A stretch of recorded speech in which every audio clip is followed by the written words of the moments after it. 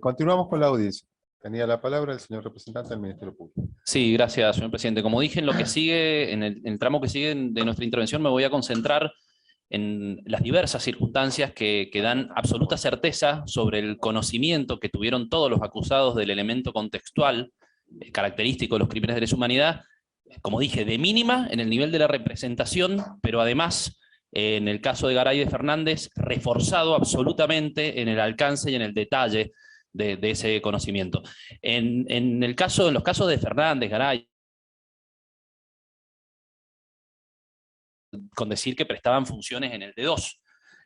Fernández prestó funciones en el D2 durante todo el periodo de los hechos directamente vinculados con la apropiación. Garay y Esmaja se encontraban también en el D2, como dije, durante el cautiverio de María del Carmen Moyano, al momento del nacimiento de Miriam, que ahora sabemos que ocurrió a mediados de junio, incluso al momento de la desaparición de Pichona, que tuvo lugar una semana después,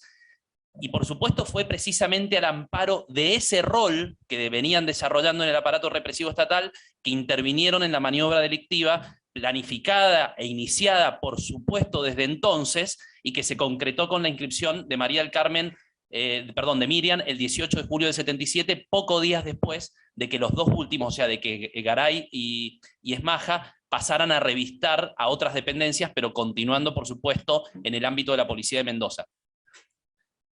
Por supuesto, además, todos ellos ocultaron hasta la actualidad la información precisamente al amparo del rol que han desempeñado en la estructura represiva estatal. Como dije,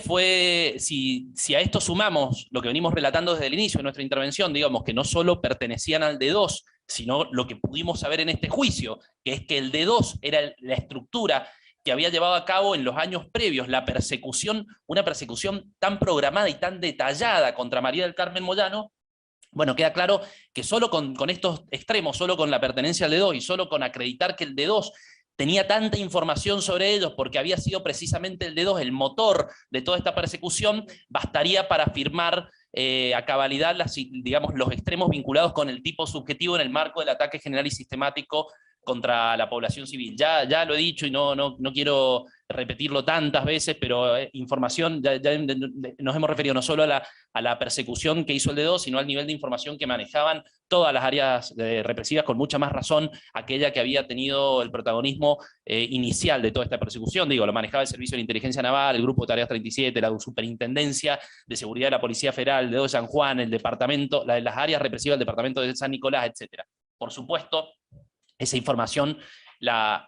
manejaba el D2. Y evidentemente, en esta misma lógica, está absolutamente fuera de cualquier margen de duda que estos policías, Esmaja, Garay y Fernández, formados y dedicados a la inteligencia en el marco del accionar represivo estatal, habituados al espionaje, a los seguimientos, que daban órdenes en la instrucción de causas de carácter subversivo, que hacían comisiones, en el caso de Garay, nada más y nada menos que al área de inteligencia de la 8ª Brigada de Infantería de Montaña, que intervenían en declaraciones, en allanamientos, en detenciones. Fernández, que viajó a otras localidades a traer personas detenidas en el marco del accionar represivo estatal. No solo se representaron la posibilidad, por supuesto, de que Miriam se inscribiera en el marco del accionar represivo estatal, con el que tan familiarizados estaban, sino que todo lo que venimos relevando nos permite afirmar con total certeza que obraron de conformidad con ese plan, porque precisamente la acción que llevaron a cabo era un paso más en el marco de ese plan. Siempre supieron, Fernández, Garay y Esmaja, siempre supieron quién era Miriam, siempre supieron que era la hija de María del Carmen Moyano y Carlos Poblete. Ineludiblemente tenían este conocimiento. Este es el nivel de compromiso que tenían los acusados con el accionar represivo estatal. Y por supuesto, en el caso de Luffy, que no solo de mínima conocía que su esposo era policía,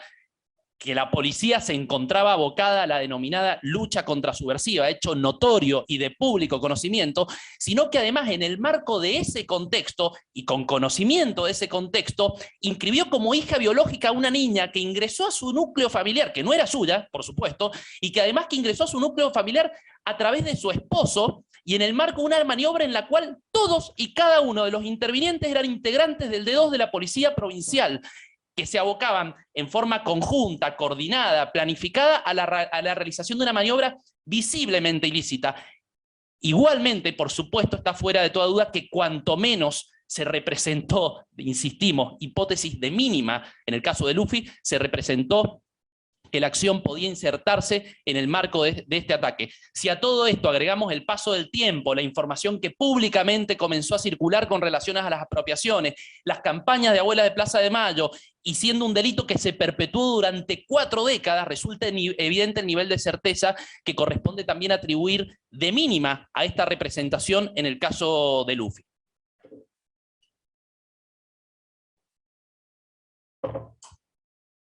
Pero además hay otros elementos que refuerzan la certeza de que los acusados obraban conociendo el contexto en el que se insertaban sus acciones. Y es que no es novedoso que integrantes de las áreas de inteligencia de las fuerzas represivas intervengan directa y personalmente en delitos de apropiación, en delitos de esta naturaleza. En esta misma jurisdicción ya lo vimos, este tribunal lo conoce, en el caso de Claudia Domínguez, sentencia 1894 de este tribunal, en el que fue condenado Héctor II Carabajal, quien precisamente prestaba funciones en el destacamento de inteligencia 144 cuando intervino en estos delitos. Lo mismo ocurrió en otro caso conocido en esta jurisdicción, como es el caso de la causa 964, fiscal contra Quinteros, Raquel Josefina y Luis Alberto Tejada por infracción, omito el resto de la carátula, en la que se condenó justamente a Luis Alberto Tejada, también integrante del destacamento de inteligencia 144, por la apropiación de Carlos Alberto Goya Martínez Aranda. Y además, la intervención de personas vinculadas a la inteligencia del aparato represivo en caso de apropiación se replica en diversos lugares del país. El caso de los hermanos Regiardo Tolosa, el caso de Sebastián José Casado Tasca, María Natalia Suárez Nelson Corbalán, Simón Gatti Méndez, Rutila Arte, Zaffaroni Islas, Pérez Rosenbild, por supuesto, entre muchos otros. Y por si fuera poco, pueden contabilizarse más de una decena de casos en los que son policías, precisamente, de las apropiaciones. Policías al igual que Fernández, que Garay y que Esmaja. Cuanto menos, digo, solo aludiendo por supuesto a lo que sabemos, a los nietos y nietas recuperados. Acuña Gutiérrez, Regiardo Tolosa, Gatica Caracoche, Cabandier, Nadal García, Logares, Moyano Artigas, García Hernández, Galinaria Binet, Lavalle Lemos, Gelman García, Gatti Méndez, Atanasiu Laschan, entre otros. Como dije, con todo lo que venimos relatando sería suficiente, pero por si fuera poco, diversas declaraciones en este juicio han venido a corroborar, podríamos incluso prescindir de estas declaraciones, pero por si no fuera suficiente con lo que hemos dicho, diversas declaraciones han venido a corroborar el nivel de conocimiento que los acusados tenían de esta situación. Cintia Troncoso, que declaró en este juicio, pareja de Rodrigo Sánchez, hermano de Fernando Sánchez, quien a su vez, Fernando, era el esposo de Estela Fernández, hija del matrimonio Fernández-Luffy. Como sabemos, Cintia fue una de las 2 fuentes en las que se basó la Comisión Hermanos para presentar su denuncia en el año 2012, o 22 de octubre del 2012. A quienes se acercó Cintia Troncoso a través de, como lo dijo en este juicio, de Tobías Crespo, que para entonces era el novio de su hermana y tenía contacto con integrantes de la agrupación Hermanos. Prestó declaración en este juicio de forma totalmente coincidente con lo que relataban las integrantes de la Comisión Hermanos que habían hablado con ella, y de forma, por supuesto, totalmente coincidente con la propia declaración testimonial de Cintia Troncoso en la etapa de instrucción que fue prestada el 6 de marzo del 2014. ¿Qué relató Cintia? Bueno, relató esta conversación, el tribunal lo recordará, de Rodrigo, una conversación con Rodrigo que tuvo ella con su esposo, luego de un encuentro familiar al que Rodrigo había asistido,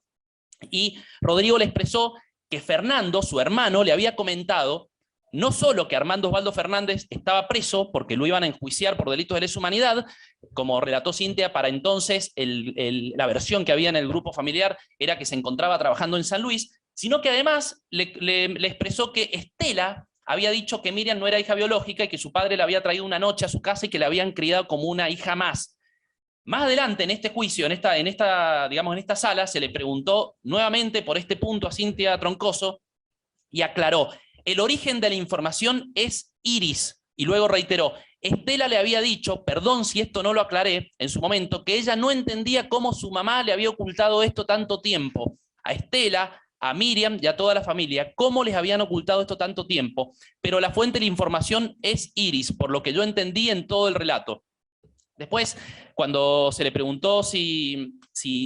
a esta información a la que se refería aludía al hecho de que Miriam no era hija biológica o como también al hecho de que era hija de personas desaparecidas, respondió textualmente que posiblemente, esta era la información que le habían transmitido, que posiblemente era hija de desaparecidos. Bueno, ahora ya sabemos, dijo Cynthia, que esto es así, y que no era hija biológica, que el padre la había llevado a su casa. Y más adelante, esta vez la querella le preguntó si le constaba quién sabía esto en la familia, y Cynthia respondió que por lo menos lo sabían Estela y sus padres, y no sabía ella si algún otro hermano podía saberlo, y luego agregó: quienes sabían que Miriam era hija de desaparecidos, dentro de lo que yo entendía y entiendo hasta entonces, era su hermana Estela Fernández, su madre Iris, que era quien lo había contado, y había contado esta situación, y su padre apropiador, obviamente, dice Cynthia, Osvaldo Fernández.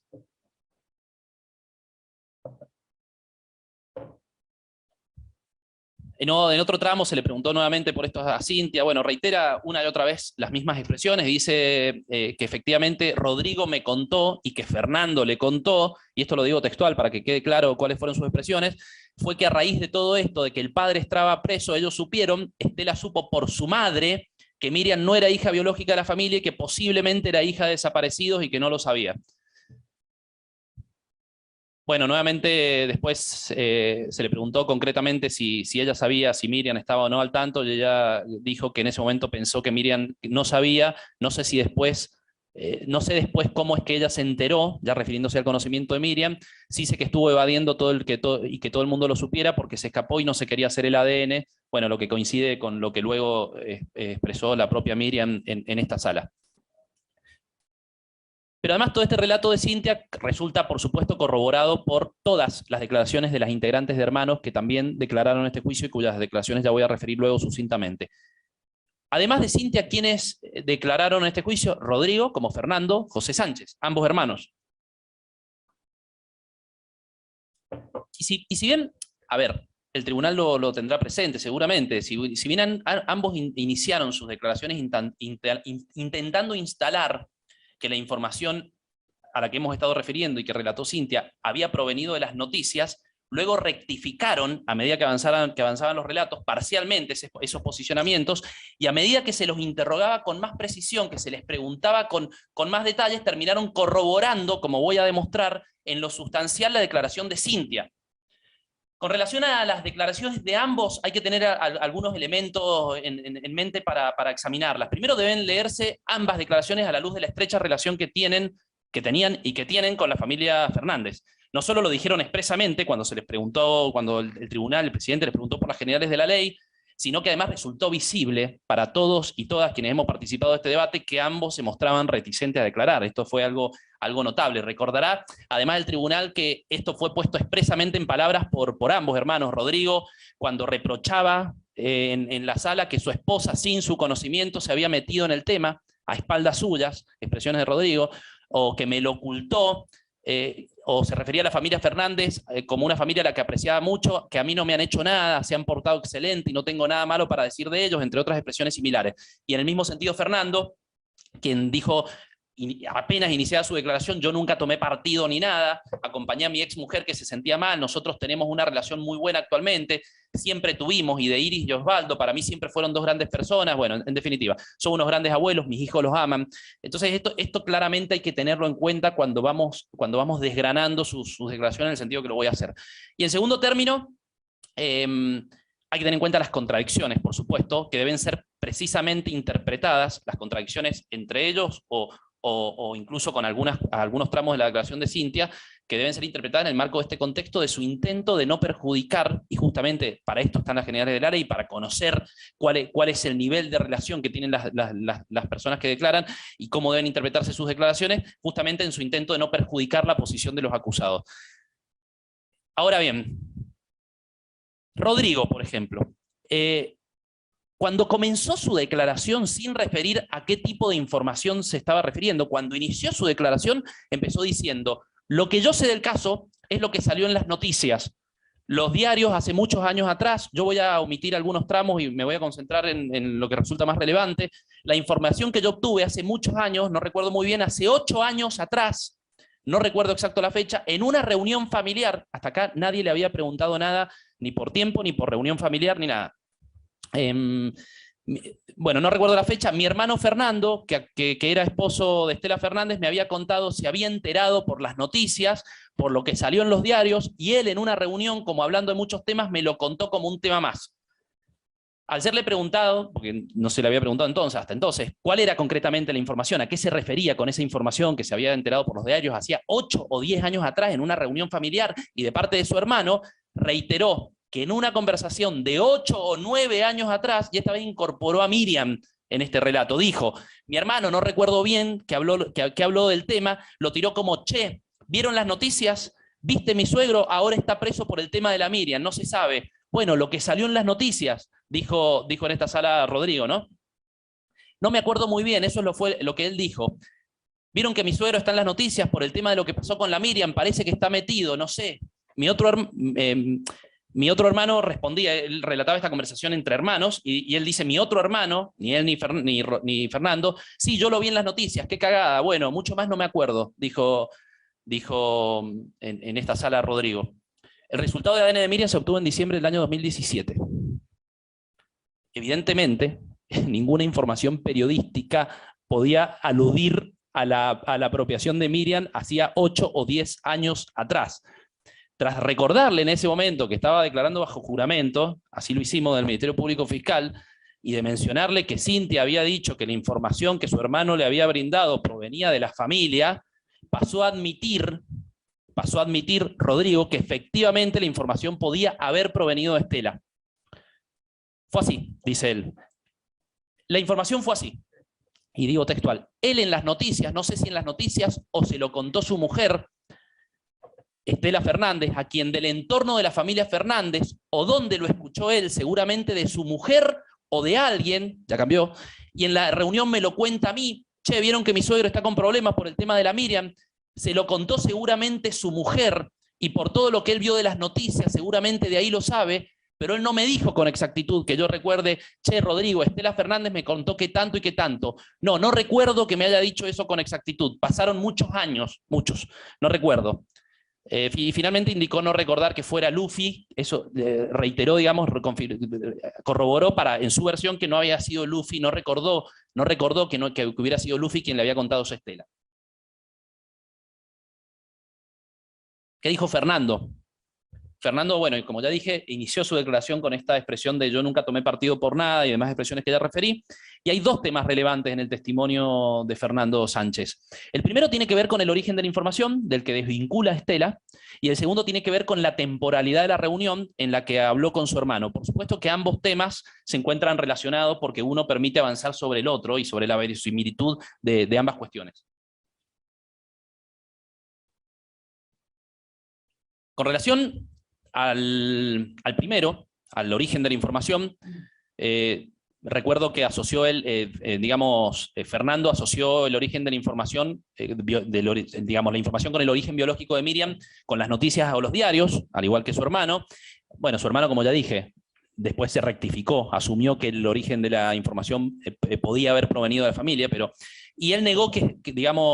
Fernando negó que su entonces esposa Estela le hubiera hecho este comentario, y dijo que incluso ella se sorprendió al enterarse por los diarios igual que él. Con relación a lo segundo, es decir, a la temporalidad de esta información que recibió, que es muy importante porque por supuesto impacta sobre la verosimilitud de esto primero, de este desvío del origen de la información, inicialmente le fue preguntado concretamente si recordaba alguna conversación con su hermano entre los años 2010 y 2012. Esa fue la pregunta que se le hizo, vinculada con la situación procesal de Armando Osvaldo Fernández. Frente a ello, espontáneamente, la pregunta fue si entre los años 2010 y 2012, reitero esto porque es muy importante, recordaba alguna conversación con su hermano referida a la situación procesal de Fernández. Y él espontáneamente introduce la mención a una reunión familiar, que nadie le había preguntado, con lo cual corrobora la existencia de la reunión familiar. No obstante, indicó que allí pudieron haber hablado algo que salió en la tele o en el diario, pero sin recordar las fechas exactas. En definitiva, corrobora una reunión con su hermano en el año 2010 o 2012, en la que hablaron supuestamente de cosas que habían salido en la tele o en el diario. Después, y procurando aclarar este punto, se le volvió a preguntar por esta reunión, indicándole esta vez si recordaba una reunión familiar hacía 8 o 9 años en la que hubiera hablado de este tema con su hermano, y dijo, textualmente, puede ser, como te digo, puntualmente en qué reunión y en qué tiempo no sé. Seguramente hemos hablado del tema, omito algunas partes, teniendo los datos que todo el mundo sabe que están en la televisión y los diarios, etc. Se le preguntó concretamente si sabía cuándo había salido en el diario por primera vez, a lo que respondió que no podía precisar la fecha, pero que estaba en pareja con Estela. Se le volvió a insistir si podía indicar aproximadamente cuántos años atrás había ocurrido la aparición de esa información en el diario, y el comentario a su hermano, y reiteró que no podía recordar la fecha, pero dijo debe haber sido hace varios años atrás. Y la querella, esta vez, en una pregunta, insistió sobre este punto y le preguntó la querella si más allá, el doctor Lovelli, si más allá de la fecha asociaba estas noticias con el examen de ADN. Y dijo, Fernando, la verdad es que no me acuerdo, creo que la noticia sí fue en ese trayecto. Y acá viene algo que es muy importante leerlo textualmente. Cuando Miriam después la convocan a hacerse la pericia, leo textual toda esta parte, la verdad es que no me acuerdo, creo que la noticia sí fue en ese trayecto. Cuando Miriam después la convocan a hacerse la pericia, transcurrió todo muy ahí. Para mí, en mi memoria, que me acuerde, transcurrió todo, como todo muy junto, que nos enteramos nosotros, que la convocan a Miriam para hacer ese tipo de pericia, fue todo muy rápido, después las noticias siguieron apareciendo. En definitiva, paso en limpio un poco lo que hasta aquí acabo de relatar. Frente a una pregunta, siempre con Fernando, frente a una pregunta genérica inicial sobre una conversación con su hermano en el año 2010 o 2012 referida a la situación procesal de Fernández, espontáneamente menciona y corrobora, por lo tanto, la existencia de una reunión familiar en la que se habló del tema. Preguntado de nuevo sobre una conversación ubicada 8 o 10 años atrás, reiteró que podía ser, que no podía precisar la fecha, pero que podía ser.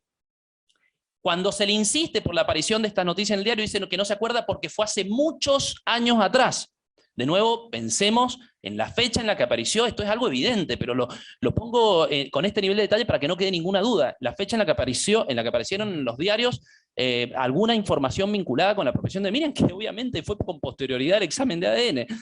Y en sus últimas frases, Fernando, expresadas en respuesta a la querella, deja en claro una secuencia que en definitiva que denota que manejaban la información en la familia antes de que Miriam se hiciera el ADN, ya que menciona que a Miriam después la convocan y luego reitera la secuencia que acabo de relatar, que nos enteramos nosotros que la convocan a Miriam, en suma, no solo la temporalidad que él mismo asume, que él mismo corrobora, que ubica entre los años 2010 y 2012 frente a las preguntas, o también 8 o 9 años atrás, con lo cual ya solo eso basta para decir que es imposible que la fuente de información, tal como señalé al analizar la declaración de su hermano, haya surgido de los medios de prensa, sino que además esta última frase me deja en claro la secuencia en el manejo de esa información que en definitiva la familia sabía antes del examen de ADN. Con esto, ¿qué surge? Que de los 3 testimonios que relevo, bueno, en definitiva, es evidente la verosimilitud de cada uno de los extremos declarados por Cintia. Gran parte de ellos, como dije, corroborados por los hermanos Sánchez, y aquellos extremos que no resultan corroborados expresamente, terminan siendo validados, me refiero a los extremos de la declaración de Cintia, validados por la evidencia y las contradicciones expresadas por ambos testigos. En definitiva, ¿qué está claro? La existencia de una reunión familiar, corroborada por todos, por los 3. Que en ese marco Fernando le proporcionó información a Rodrigo vinculada con el hecho de que Miriam no era hija biológica del matrimonio, corroborado por todos. Que dicha información no podía provenir de fuentes periodísticas, esto corroborado y validado por las contradicciones que acabo de mencionar. Y que también está corroborado que la información provino de Estela, como incluso lo terminó admitiendo Rodrigo, sumado a que si bien intentó ser negado expresamente por Fernando, esta negativa se derrumba en razón del análisis que acabo de formular vinculado con las contradicciones y por supuesto con el vínculo que ambos tenían y tienen con la familia Fernández. En definitiva, la verosimilitud de todo el relato de Cintia conduce a darle veracidad a otros extremos que no fueron abordados incluso por Fernando o por Rodrigo, como es el hecho de que Luffy manejaba claramente la información de que Miriam podía ser hija de personas desaparecidas y que fue ella quien se lo contó a Estela. Justamente las contradicciones en estos detalles más de tipo marginal sobre otros extremos de las declaraciones de los hermanos, otorgan verosimilitud a todo el relato de Cynthia. Pero además, tal como dije, la denuncia de hermanos realizada en el año 2012 y las declaraciones de sus integrantes en esta sala terminan por corroborar todos y cada uno de los extremos declarados por Cynthia Troncoso referidos a la temporalidad de la información, al origen de la información, a la fuente de la información, etc.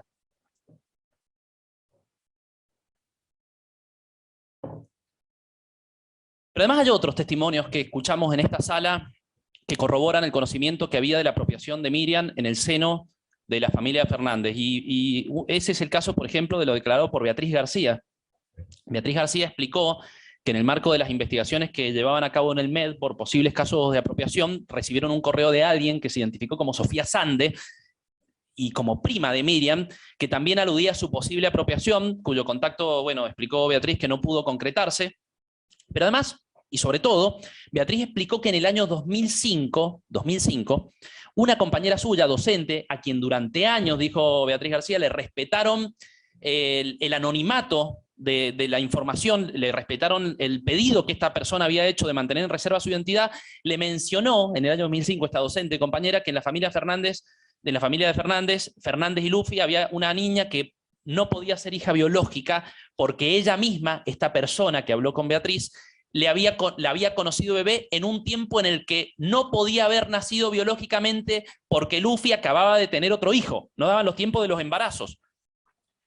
Beatriz dijo en esta sala que esta persona le había dicho que en la familia circulaba la versión de que Fernández tenía una hija apropiada. Esta mujer es Blanca Aide Bustos, quien según lo terminó revelando Beatriz García en esta sala, que era prima de Fernández, según dijo, y que incluso se reunió con Adriana Moyano tras la recuperación de la identidad de Miriam, tal como voy a referir seguidamente.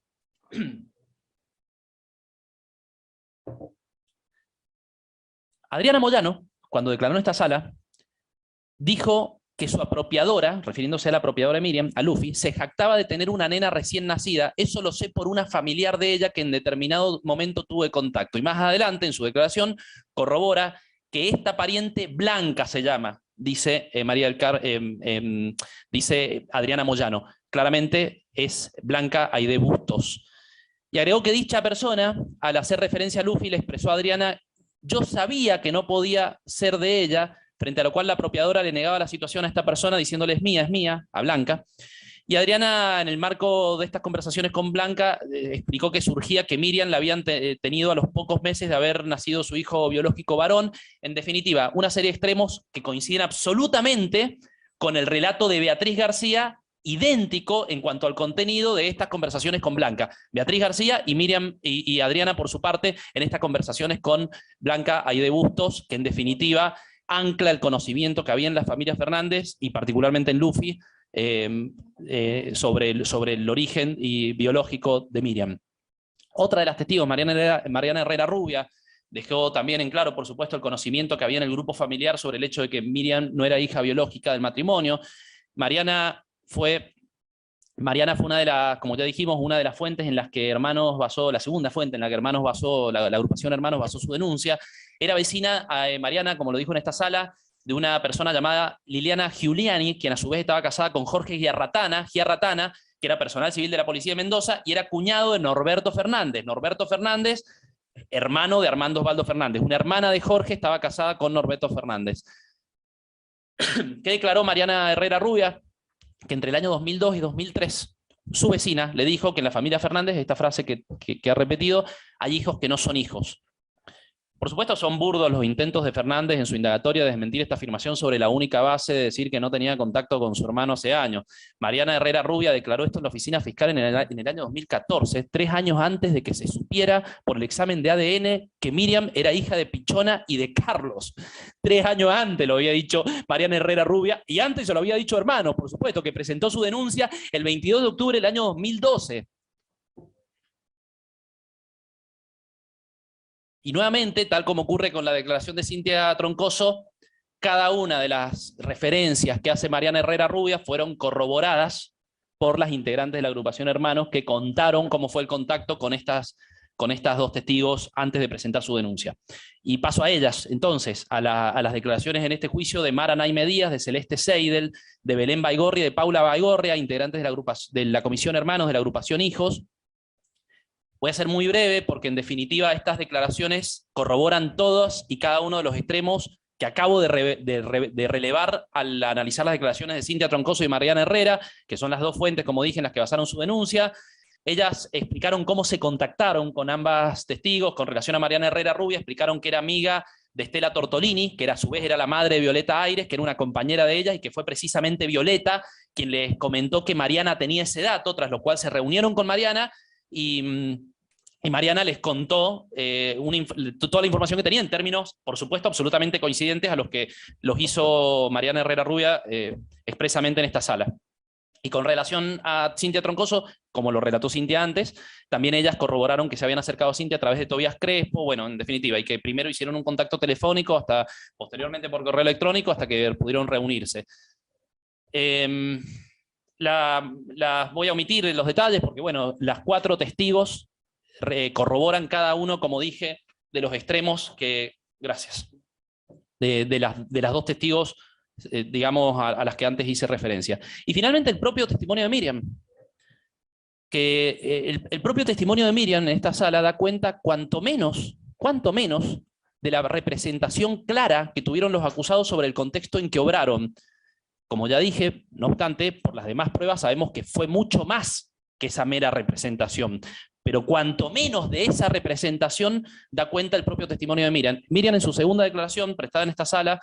al preguntar, señaló que, bueno, al preguntarle a Fernández, en esto que ya antes, cuando inicié la declaración en el día de hoy lo dije, en la adolescencia y frente a las dudas que ella tenía, Fernández le había confirmado, frente a su iniciativa, que ella no era hija biológica y que la había adoptado en circunstancias no legales, por si quedara alguna duda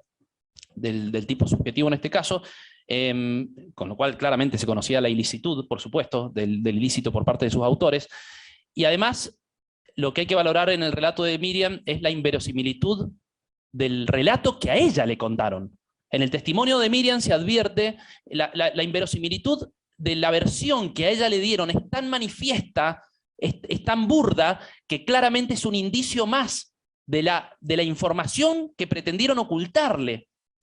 Miriam dijo que Fernández le había contado que en los primeros días del mes de julio él estaba solo en su casa porque Luffy había salido con otros hijos y llegó un conocido que le planteó que tenía una empleada doméstica que había dado a luz en el hospital Emilio Civit, que la mujer había sufrido una ACV y que a su bebé le habían dado de alta, pero a ella no. Y como él debía salir de viaje, este señor, y no podía quedarse con la criatura, le pidió a Fernández que se hiciera cargo de la bebé hasta el día siguiente. Esta fue la versión que Miriam nos relató que le había dado Fernández cuando ella lo abordó para preguntarle sobre su origen biológico. Dijo también Miriam que cuando Luffy llegó a su casa, según el relato de Fernández, se encontró con la sorpresa. Miriam dijo que Fernández engañó a su mamá, en esta sala eso dijo Miriam, diciéndole que al otro día le irían a buscar, lo que por supuesto ya este dato resulta incompatible con el engaño del que supuestamente Fernández había sido víctima. Digo, si Fernández, en el relato a Miriam, había sido engañado y se había creído que efectivamente a la niña la iban a ir a buscar al día siguiente, ¿cómo fue que engañó a su esposa diciéndole esta mentira de la que supuestamente él todavía no había advertido, digamos? En definitiva, es una muestra clara de la inverosimilitud de la versión que le dieron a Miriam. Inverosimilitud que constituye un elemento más de cargo sobre la información que pretendían ocultarle a través de esta mentira y que le ocultan hasta el día de hoy. Además le dijo Fernández, le contó Fernández, según el relato de Miriam, que ella llegó con el cordón umbilical infectado, que es otro elemento, por supuesto, que no se condice en absoluto con el hecho de que le hubieran dado el alta en un hospital. Digo, le dieron el alta en un hospital, pero la niña fue recibida con el cordón umbilical absolutamente infectado. Por supuesto, un indicio más de la inverosimilitud de los relatos a los que han sometido a Miriam durante todos estos años. Y bueno, y más absurdo e inverosímil resulta el tramo del relato que le transmitieron referido a que al día siguiente, cuando advirtieron que esta persona no existía, la persona supuestamente internada en el hospital, alguien le había recomendado que no la llevara a la casa cuna a Fernández. Esto le dijo Fernández a Miriam porque le iban a iniciar una causa que lo mejor es que la inscribiera como hija propia, que no era fácil conseguir una partida de nacimiento, entonces le dijeron buscate 2 testigos que identifiquen, siempre según el relato de Miriam, que a su vez le hizo Fernández, y bueno, dijo Miriam que entonces Fernández buscó que además era el padrino de su hermano anterior, pero que como no estaban mucho en contacto, Garay no podía saber, esto le había dicho Fernández, Garay no podía saber si Luffy había estado realmente embarazada. En definitiva, parece no ser necesario insistir con la inverosimilitud de esto. Digo, el amigo de Fernández, como lo dice Miriam, como se lo dijo Fernández, el padrino de un hijo anterior, o sea, de a quien Miriam se refirió a él como el padrino de uno de sus hermanos anteriores, ni siquiera sabía que Luffy no había estado embarazada, no había cursado un embarazo completo en el que pudiera, nada, es un dato más de la inverosimilitud de toda esta cuestión que le transmitieron a Miriam. Pero además, que esto ya lo voy a profundizar, esto se contradice abiertamente con el propio relato de Garay, porque como ya dije, ni siquiera se pusieron de acuerdo los acusados para mentirnos a nosotros y para mentirle a Miriam. Ni siquiera se pusieron de acuerdo en la mentira. Pero esto es habitual. Cuando se miente, justamente cuando se miente, emergen las contradicciones. Este es el problema de la mentira, que usualmente no hay grandes dificultades para desbaratarla porque no se puede sostener eficientemente un relato tan mentiroso. Y esto es exactamente lo que hemos visto en este juicio. Pero además de corroborarse, como dije, el conocimiento de la ilicitud a través del propio testimonio de Miriam y sobre todo la inverosimilitud del relato que le transmitieron, que como dije es la contracara del ocultamiento de la información que tenían y que no le quisieron dar, hay un dato más, que es que en el propio relato de Miriam, en esta Sara, contó que más recientemente, tras haber conocido su origen biológico, y cito textual, hablándolo con mi papá, siempre estuvo la duda si realmente cabía la posibilidad que podía ser o no, que podía ser como no hija de desaparecidos, porque no se sabía y él no sabía nada, nunca imaginó tampoco, porque no quería que saltara. Con lo cual, bueno, nada, obviamente se corrobora, como dije, la hipótesis de Mínima, que claramente es mucho más que esa hipótesis de Mínima, que es el nivel de representación de aquel escenario que tuvieron los acusados. Insisto, como ya dije, al menos en el caso de Fernández y Garay fue mucho más que aquella representación, porque justamente obraron en conocimiento del rol que les tocaba en el marco de esta apropiación perpetrada por el accionar represivo estatal. Y finalmente hay que referir que las propias declaraciones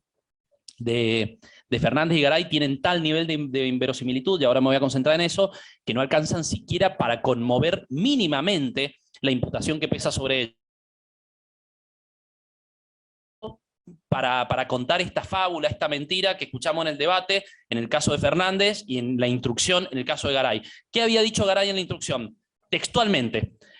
serví de testigo del nacimiento de una persona de sexo femenino en la cual me había pedido el favor que le sirviera de testigo un vecino de apellido Fernández, con el cual tenía cierta amistad,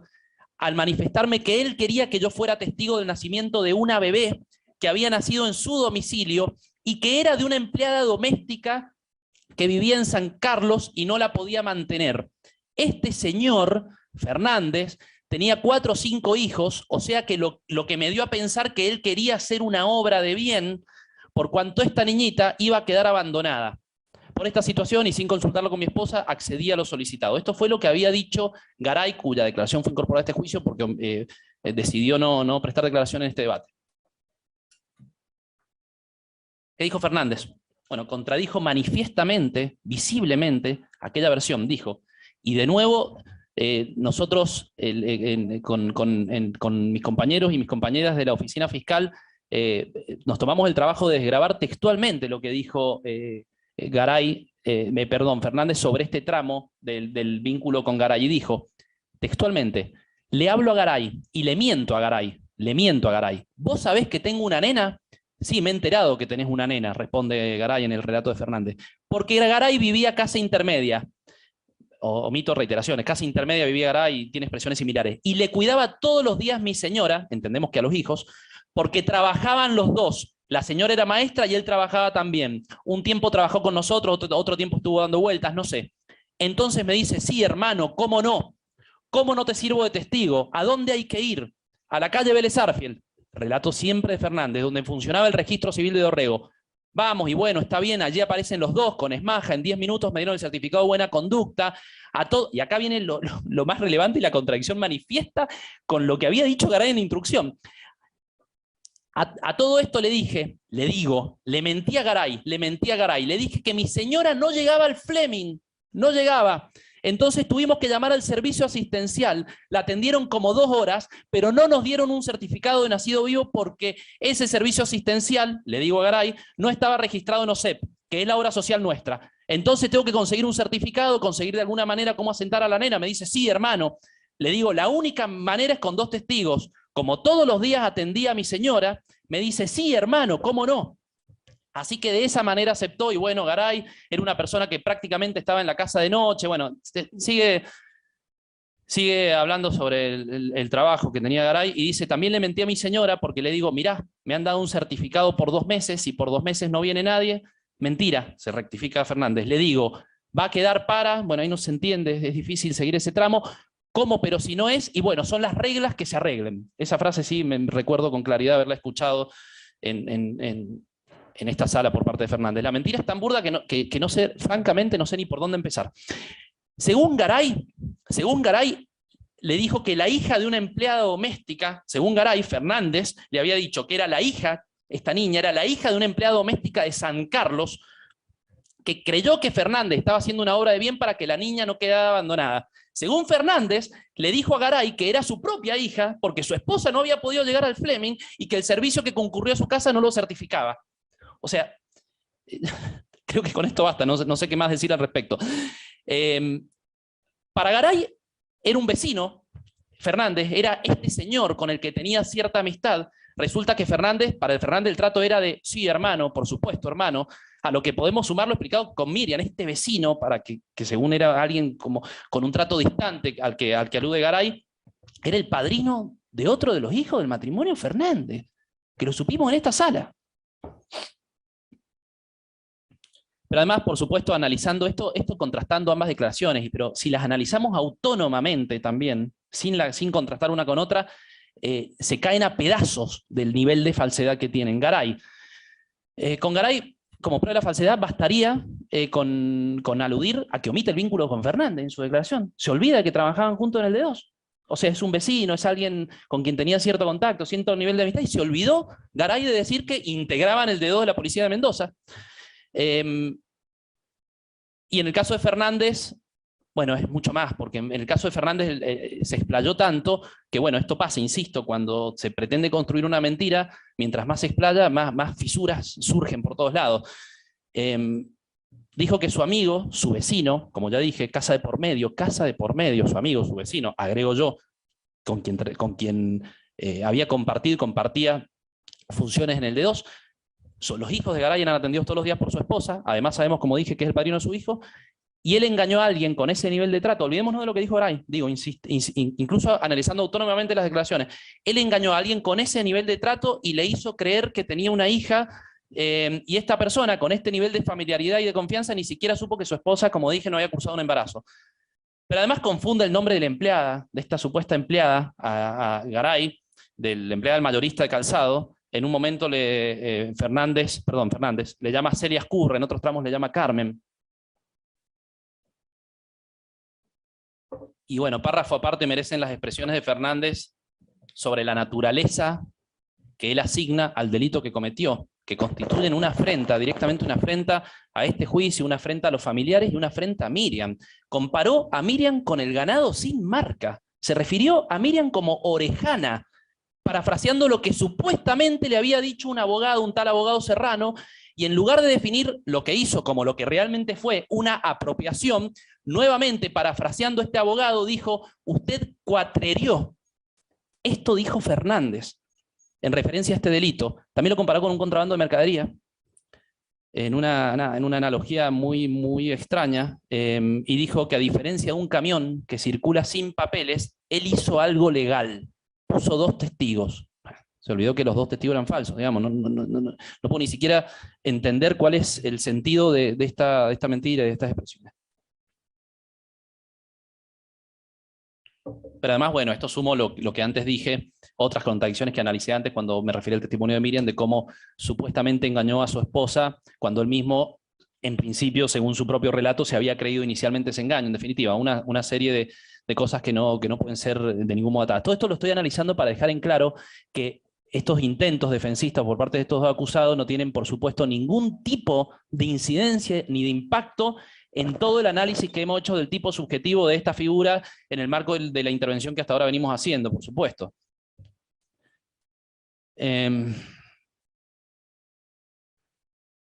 Y bueno, finalmente, nada, no parece necesario formular mayores consideraciones sobre cómo todo esto, que es el broche final del relato de Fernández, fue una supuesta cama que le hizo Sánchez Camargo. Y acá nada, no podemos sino comenzar a pensar en lo que venimos relatando desde el inicio de nuestros alegatos en las audiencias anteriores. El D2 que había perseguido a Pichona, que había detenido a su padre, que había detenido a su amiga, que había perseguido y eliminado físicamente, incluso a gran parte de sus compañeros y compañeras. Fernández, que ocupaba el rol que dijimos que ocupaba en el D2, que instruía sumario, que recibía declaraciones testimoniales, que daba instrucciones, que hacía seguimiento, espionaje, etc., se creyó esta cama, digamos, el especialista en inteligencia, el que se había formado, el que daba clases de inteligencia, que después daría clases de inteligencia, se creyó esta cama. Realmente creyó bajo el asesoramiento de este abogado Serrano que le podían iniciar una causa judicial si no entregaba a la niña a la casa cuna, pero tuvo temor serio este señor, este integrante del D2, capacitado en investigaciones, capacitado, perdón, en inteligencia, en informaciones, que podían investigarlo por haber dejado embarazada, como dijo, a una novia, e incluso que lo podían perseguir por el homicidio de una novia existente. Se creyó esto. Este actor del D2, de la suma relevancia, enlace con las áreas de inteligencia de todas las fuerzas represivas, se creyó este relato de un tal abogado Serrano de que le podían iniciar una causa por quedarse con la hija de una novia a la que dejó embarazada, que ni siquiera existía, que incluso lo podían perseguir por el homicidio. Este hombre que hacía sumarios y dirigía sumarios policiales, y dijo que esto era una cama muy bien preparada. Sí, realmente parece una cama orquestada por una mente criminal. Bueno, un disparate absoluto que por supuesto tiene que ser tomado como tal y no puede conmover en lo más mínimo el nivel de compromiso que los acusados tuvieron con el accionar represivo estatal. Dije antes que en el marco de este delito la ley aplicable era la ley 24.410. Estando claro, digo, la tipicidad objetiva y la tipicidad subjetiva de esta figura, me voy a pronunciar muy sucintamente sobre por qué esta es la ley aplicable. Esto ya fue abordado en esta jurisdicción por el Ministerio Público Fiscal en el juicio vinculado con la apropiación de Claudia Domínguez, y hubo un pronunciamiento relativamente reciente de la Cámara Federal de Casación corroborando que esta es la ley aplicable. Me remito en todo, por supuesto, en esto, a la decisión adoptada por la Cámara Federal de Casación Penal en su sentencia del 20 de octubre del 2020, FMZ 13004445/1990 TO1/10, Cámara Federal de Casación Sala 4, y simplemente algunas cuestiones que ya hemos relatado. Es un juicio distinto, así que las voy a señalar nuevamente, que ya he relatado en el juicio anterior el doctor Dante Vega y que a las cuales voy a remitirme, pero sucintamente. Es sabido que las apropiaciones en el marco del accionar represivo estatal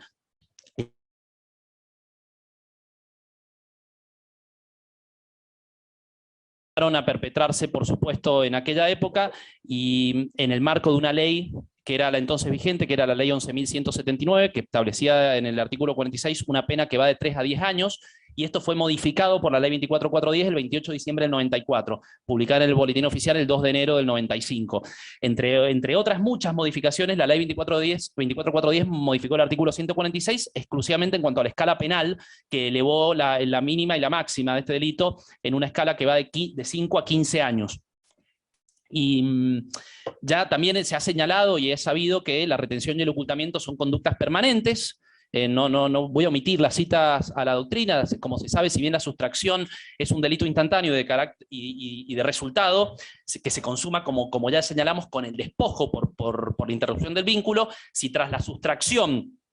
cuya consumación principia con el desapoderamiento, con el impedimento de reanudación de la tenencia, la situación se prolonga, vuelve el delito permanente mientras la retención o el ocultamiento sigan ejecutándose. Y el cese de tales conductas es mayoritaria la posición en la jurisprudencia y en la doctrina, que se produce cuando la persona apropiada es colocada en condiciones de conocer y por ende de recuperar su verdadera identidad biológica, lo cual en el marco de los casos de apropiaciones cometidas en el contexto de la última dictadura militar, claramente ocurre con la notificación del Banco Nacional de Datos Genéticos que da cuenta del origen biológico verdadero. Así lo estableció la Corte en los casos que ya he citado, como Jofré, Rey, Gómez o la Cámara Federal de Casación Penal en la propia causa de Claudia Domínguez, a la que ya me referí, pero también por supuesto a otros tribunales orales en causas como Bertier o Madrid. Frente a esto, por supuesto, se originaba la interrogante de cuál de tales normas correspondía aplicar. La jurisprudencia, bueno, ha recogido diversas posturas, sin embargo, claramente la posición mayoritaria es la que aquí propiciamos, que es la ley 24410. La Corte Suprema de Justicia de la Nación, en las causas Jofré y Gómez, respectivamente fallos 327, 3279 y 327, 3274, ambos del año 2004. La causa Rey, también de la Corte, en fallos 320, 2434. La causa Magnaco, del 29 de 5 del 2007, fallos 332, 1515, del 30 de junio del 2009. La causa Gualtieri, fallos 332, 18, 35 del 2009, señalan que esta era la ley aplicable al referir que justamente los delitos de retención y ocultamiento de un menor de 10 años integran la categoría de delitos permanentes y por lo tanto la actividad consumativa no cesa al perfeccionarse el delito, sino que perdura en el tiempo, por lo que este continúa consumándose hasta que culmina la situación antijurídica. Y por lo tanto, lo que ha dicho la Corte es que no se trata de uno de los supuestos contemplados en el artículo 2 del Código Penal, que plantea otra hipótesis, que es la hipótesis de cambio de leyes entre el tiempo de la comisión, el tiempo del fallo y eventualmente el tiempo intermedio, sino que corresponde aplicar la regla del artículo 3 del Código Civil, que es tempus regis actum, en virtud de la cual el delito debe regirse por las normas vigentes. El procurador en su dictamen, entonces procurador en su dictamen del fallo Jofré, al que antes me referí, explica que esto justamente se debe precisamente a que en el momento A, que es un lapso que va desde la posible fecha de nacimiento de la menor, hasta en ese caso que estaba opinando, define 1978 hasta el estudio genético, que en un principio haría cesar el ocultamiento. En ese momento recién se haría cesar el ocultamiento. Y bueno, se refirió, como ya dije, en el mismo sentido que lo va a terminar después resolviendo la Corte, que esto no corresponde al ámbito del artículo 2, por lo tanto no lo infringe, y tampoco infringe ni compromete el artículo 9 de la Convención Americana, ni el artículo 15.1 del Pacto de Derechos Civiles y Políticos, dijo el procurador, porque en estos instrumentos se habla del momento de la comisión del delito, pero nada dicen de qué ocurre cuando este instrumento se prolonga, cuando este momento se prolonga y rigen dos leyes distintas. Por lo cual no está en juego la garantía de ley penal más benigna. La Cámara Federal de Casación Penal, por supuesto sin perjuicio de que haya algunos antecedentes en sentido contrario, en múltiples precedentes ha corroborado este razonamiento. Así lo hizo en la causa Ricciuti, Sala 4, causa 13.968. Omito el resto de la carátula, es una resolución, una sentencia del 27 de diciembre del 2012, se refirió justamente al razonamiento vinculado con la continuidad de la voluntad delictiva frente a la sanción de una nueva norma, y dijo, el dictado de una nueva ley, para hacerlo más ágil, obliga al intérprete a establecer si el sujeto persiste o no en su omisión punible. Es decir, si sigue adelante con ella, pese a las disposiciones del nuevo ordenamiento, debe aplicársele esta más severa que voluntaria y deliberadamente insiste en seguir infringiendo. El principio de irretroactividad quiere proteger al infractor de las consecuencias más graves que éste pudiera sufrir como resultado de nuevas valoraciones legales que se proyecten sobre actos ocurridos antes de la vigencia formal de estas valoraciones, pero no cuando la acción se sigue ejecutando luego de que ellas ya son obligatorias. Por supuesto, se puede mencionar también el caso Alonso de la Sala 2 en la causa 14.168 de la Cámara Federal de Casación Penal, en el cual con el voto mayoritario de los jueces David Deslocar se resolvió también en favor de la causa de la ley 24.410, el voto de Deslocar, quien no obstante entender que correspondería por el principio de ultraactividad de la ley penal más benigna aplicar la ley 11.179, termina pronunciándose en sentido contrario con base en la jurisprudencia internacional, y cita a Deslocar como ejemplo el caso Tiutojín de la Corte Interamericana, en que se refería en ese caso la Corte terminó entendiendo que no había infracción al artículo 9, al principio de legalidad de la Convención Americana, al haber considerado en un proceso penal la figura de desaparición forzada por personas cuya desaparición había comenzado a iniciarse antes de la entrada en vigencia del tipo de desaparición forzada. Entonces el OCAR valora esto para votar a favor de la aplicación de la ley 24410.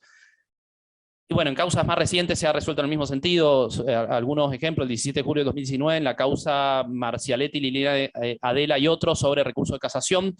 FSM 62.590/2015/TO1, Cámara Federal de Casación 4, Sala 4. Y por supuesto, esto es una decisión del 17 de julio del 2009, por supuesto el ya citado caso de Claudia Domínguez, del 20 de octubre del 2020, en el que por unanimidad y sobre argumentos análogos a los que hemos estado relevando hasta este momento, se casó parcialmente la sentencia del Tribunal Oral, que por mayoría había condenado a Héctor II Carabajal bajo la otra ley, bajo la ley 11.179, y dispuso que correspondía condenarlos por la redacción de la ley 24410, y a tal efecto reenvió la decisión al tribunal para que se impusieran las penas correspondientes. Me voy a referir, como dije, muy brevemente a las otras dos figuras legales, por las razones que di, porque el núcleo de la criminalidad está en la primera, pero porque además la mayor parte del análisis que hemos hecho en torno al tipo objetivo y al tipo subjetivo en la figura de retención y ocultamiento se trasladan ineludiblemente a las otras dos figuras. Es el caso de lo que ocurre con la alteración del estado civil de Miriam, es el artículo 139, inciso 2 del Código Penal, según ley 11.179. Ahí sí, si bien esta figura también sufrió modificaciones por la 24410, sin embargo, por supuesto, nos atenemos a la ley vigente al momento de los hechos, porque con la doctrina y la jurisprudencia mayoritaria entendemos que es un delito de consumación instantánea. La norma establecía prisión de 1 a 4 años para quien por medio de exposición, de ocultación o de otro acto cualquiera hiciera incierto, alterare o suprimiere el estado civil de un menor de 10 años. Esta figura no ofrece mayores dificultades en cuanto al sujeto pasivo ni en cuanto a los medios comisivos. El sujeto pasivo es claramente el menor, los medios comisivos son exposición, ocultación o cualquier otro. En definitiva hay una libertad, son múltiples y no tienen limitación alguna los medios comisivos, y las tres acciones típicas son hacer incierto, alterar o suprimir el estado civil de un menor o una menor en este caso, de 10 años. Hacer incierto es tornar dudoso o equívoco, que no pueda ser reconocido con certeza por la víctima y por las terceras personas, y suprimir es quitarle a la persona el estado civil de forma tal que ésta desconozca su emplazamiento familiar sin imponerle otro, y la que nos ocupa más centralmente aquí, que es alterar, que precisamente, como digo, es la que se verifica en este caso, que consiste en cambiar o sustituir el estado civil de la víctima asignándole uno falso. La tipicidad objetiva y subjetiva, como dije, no ofrecen ninguna dificultad. El delito de alteración de la identidad se consumó el 18 de julio de 1977, cuando mediante la inscripción de Miriam en el registro del estado civil y capacidad de las personas, cuando se produjo este acto. Simplemente aclarar que si bien Fernández, como ya dijimos, es quien efectuó materialmente la inscripción, fue necesario el consentimiento de su cónyuge, de Luffy, para hacer uso de sus datos personales y modificar su propio emplazamiento familiar, figurando ella, por supuesto, como madre de una niña con la que no tenía ninguna relación filial. Y igualmente claro está el rol que le cupo en la maniobra, y que ya detallé, y simplemente voy a referirme a Abelardo Santiago Garay al dar testimonio falso sobre una relación filial que por supuesto no había ocurrido, que es un elemento que permitió también alterar registralmente la identidad de Miriam, a la que se procedió, como ya dijimos, bajo la modalidad de parto domiciliario, sin certificado médico, y por ello era necesario la concurrencia de 2 testigos, que es justamente el rol que le cupo a Garay, por supuesto también es Maja. Por esto, bueno, obviamente responden por la acción típica prevista en carácter de coautores, ya que claramente hubo una división funcional de tareas en torno a estos delitos. En el plano subjetivo, digamos, es claro que el propósito de retener y ocultar a Miriam, que ya analicé, con ese propósito conocieron, y si se quiere, y si se considera elemento volitivo en el dolo, conocieron y quisieron alterarle su estado civil, obteniendo los instrumentos apócrifos necesarios. Hay un detalle ahí: la ley 11.179 exigía como elemento subjetivo del tipo el propósito de causar perjuicio, elemento que no es requerido por la redacción actual. Sobra decir, digamos, que en un caso como este está fuera de cualquier tipo de duda este propósito, este elemento subjetivo del tipo, en este y en cada una de las apropiaciones cometidas durante el accionar represivo estatal. No se trataba de niños y niñas abandonados y abandonadas por sus familiares, sino de niños y niñas sustraídos, retenidos y ocultados en el marco de la ilegalidad cometida por el propio Estado, al amparo de un ataque general y sistemático contra la población civil. Bueno, nada, la jurisprudencia constantemente, por poner un solo ejemplo, al que más hemos citado en este debate, la causa de plan sistemático resuelta por el Tribunal Oral número 6, confirmada por la Cámara Federal de Casación Penal. Y en lo que hace a la falsedad ideológica de documentos públicos destinada a acreditar la identidad, que es el artículo 293, primero y segundo párrafo de la ley 20.642, en función del artículo 292, último párrafo, ambos del Código Penal, en dos hechos en concurso real entre sí, que es el artículo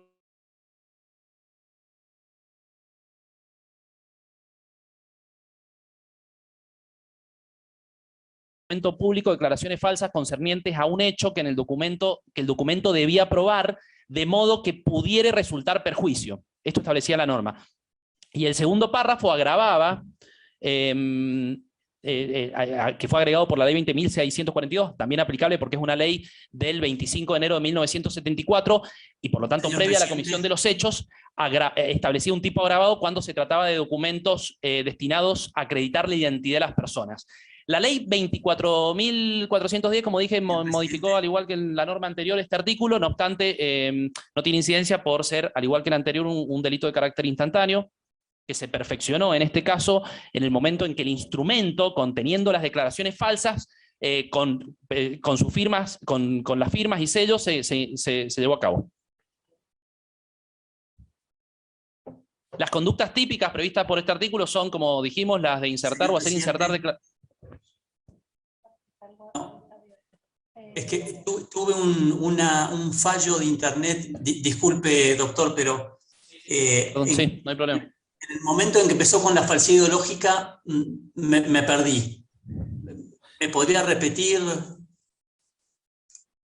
De la falsedad ideológica, sí, no hay problema. Empezó con la falsedad ideológica. Sí, no hay problema, doctor Bamonde. La falsedad ideológica, no, por favor, que está prevista en los artículos 293, primero y segundo párrafo, según ley 20.642, en función del 292, último párrafo del Código Penal, en dos hechos, ya voy a mencionar por qué, que concurren entre sí de forma real, entre sí, solo entre los dos hechos de falsedad ideológica. Como decía, es una norma que reprimía a quien insertare o hiciera insertar en un documento público declaraciones falsas concernientes a un hecho que el documento estaba destinado a probar, de modo que pudiera causar un perjuicio, y referí también que el segundo párrafo del citado artículo, que había sido agregado por la ley 20.642 del año 74, y por lo tanto previa a la comisión de los hechos, establecía